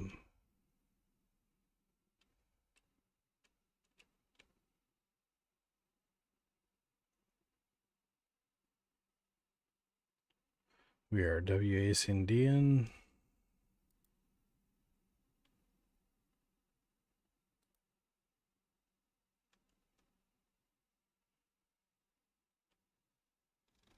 Damn, it feels good to be a gangster.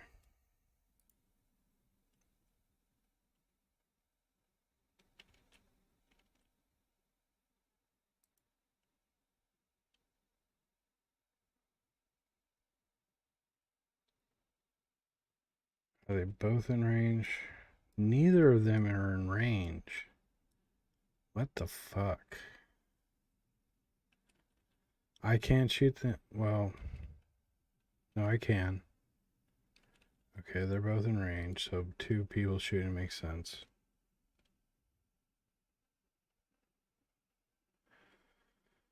Alright, let's get out of range.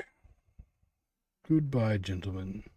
The fact that when I did my new movement, they weren't able to hit me means that it's honoring the distance of the weapons.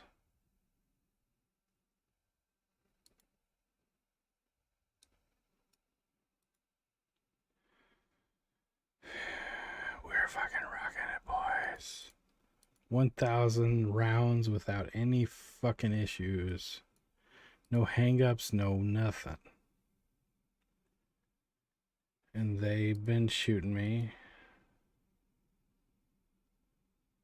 1,100 rounds. This is a huge victory. Huge victory for all mankind. And myself. Let's get Gadget. Again, your auto walk will get canceled if you're moving. So here I was auto walking further away, but it stopped me. So now I can get away without a lot of drama.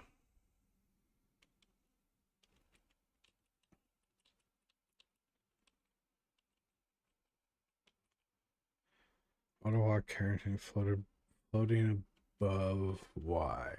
I think I've got that fixed. Let's just check.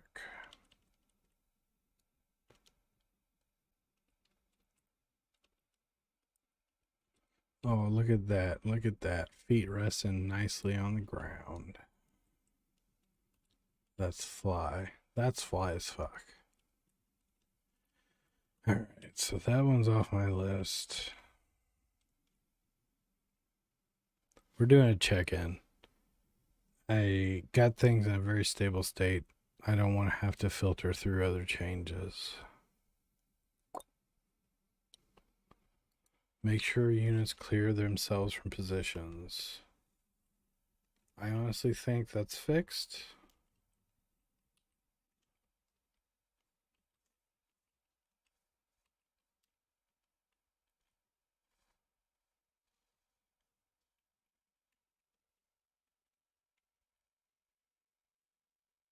Okay, so we're slowly working through this.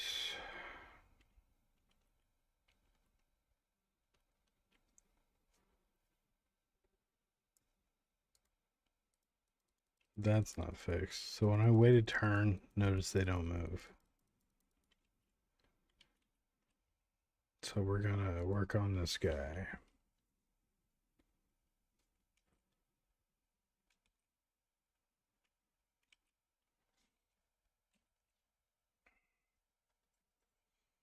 We're gonna wait.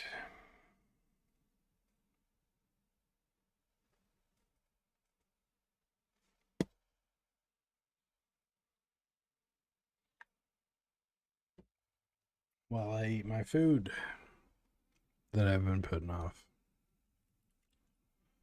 I'm gonna stare at this list while I'm eating.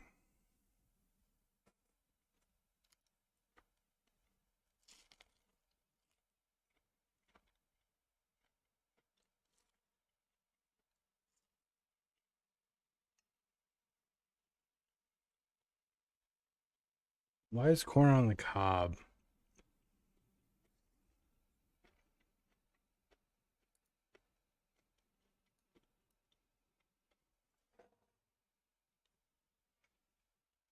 So delicious.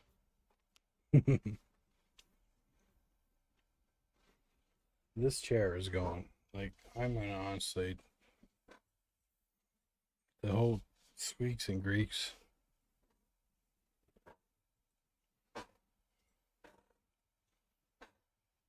It's garbage. This chair is garbage.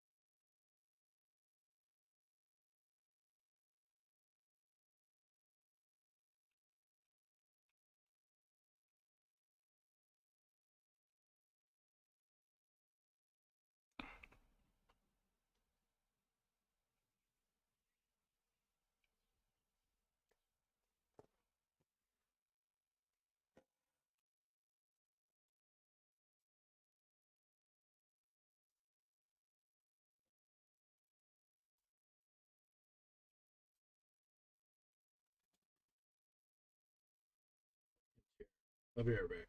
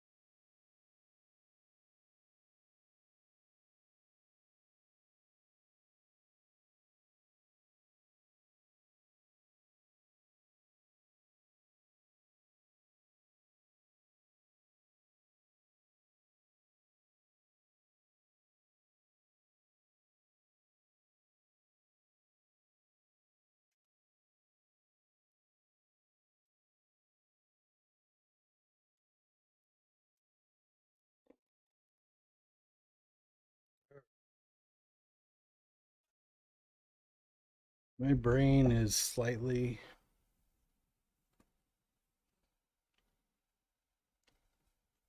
ready.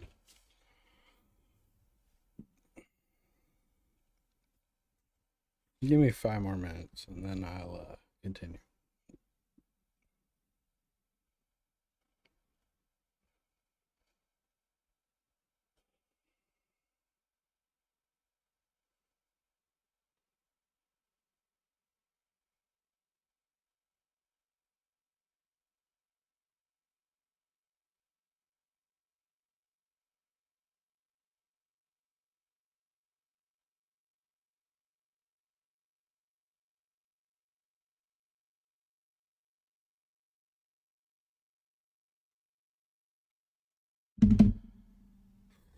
One more mini break and then I'll get back at it.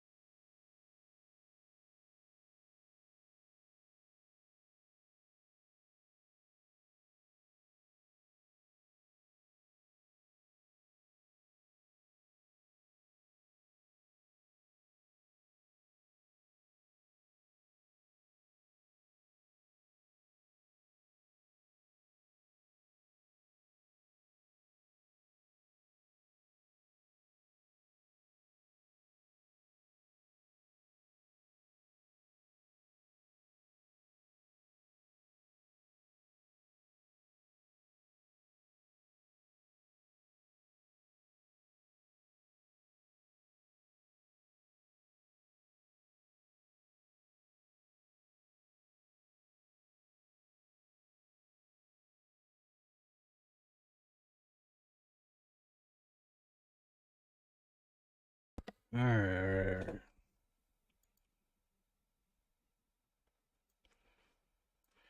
What to do?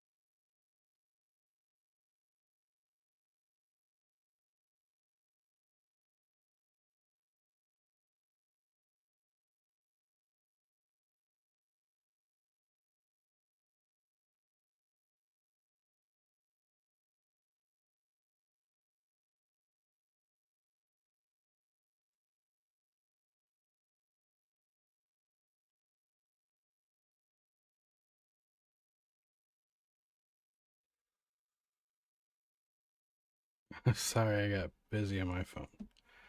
Oh my gosh. I'm just pissed about.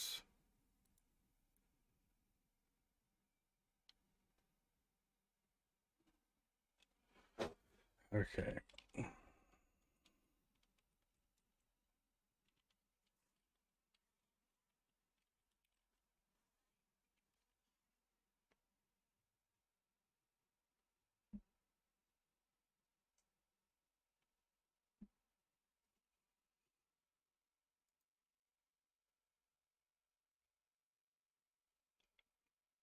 Reopening Unity because of all the issues I had with the vector 3s not matching. I finally got it fixed, but it's still bullshit. And I'm not going to trust vector 3 equals vector 3 again.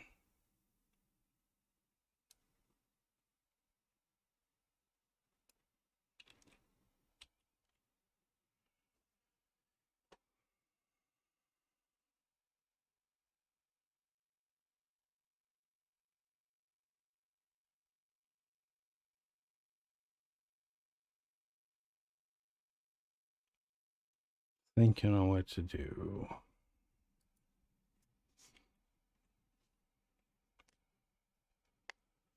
Oh.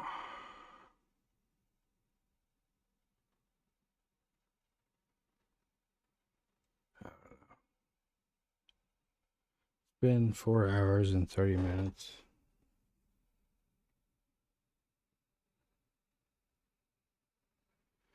I might come back to it, but I think I'm going to call it a night. I think.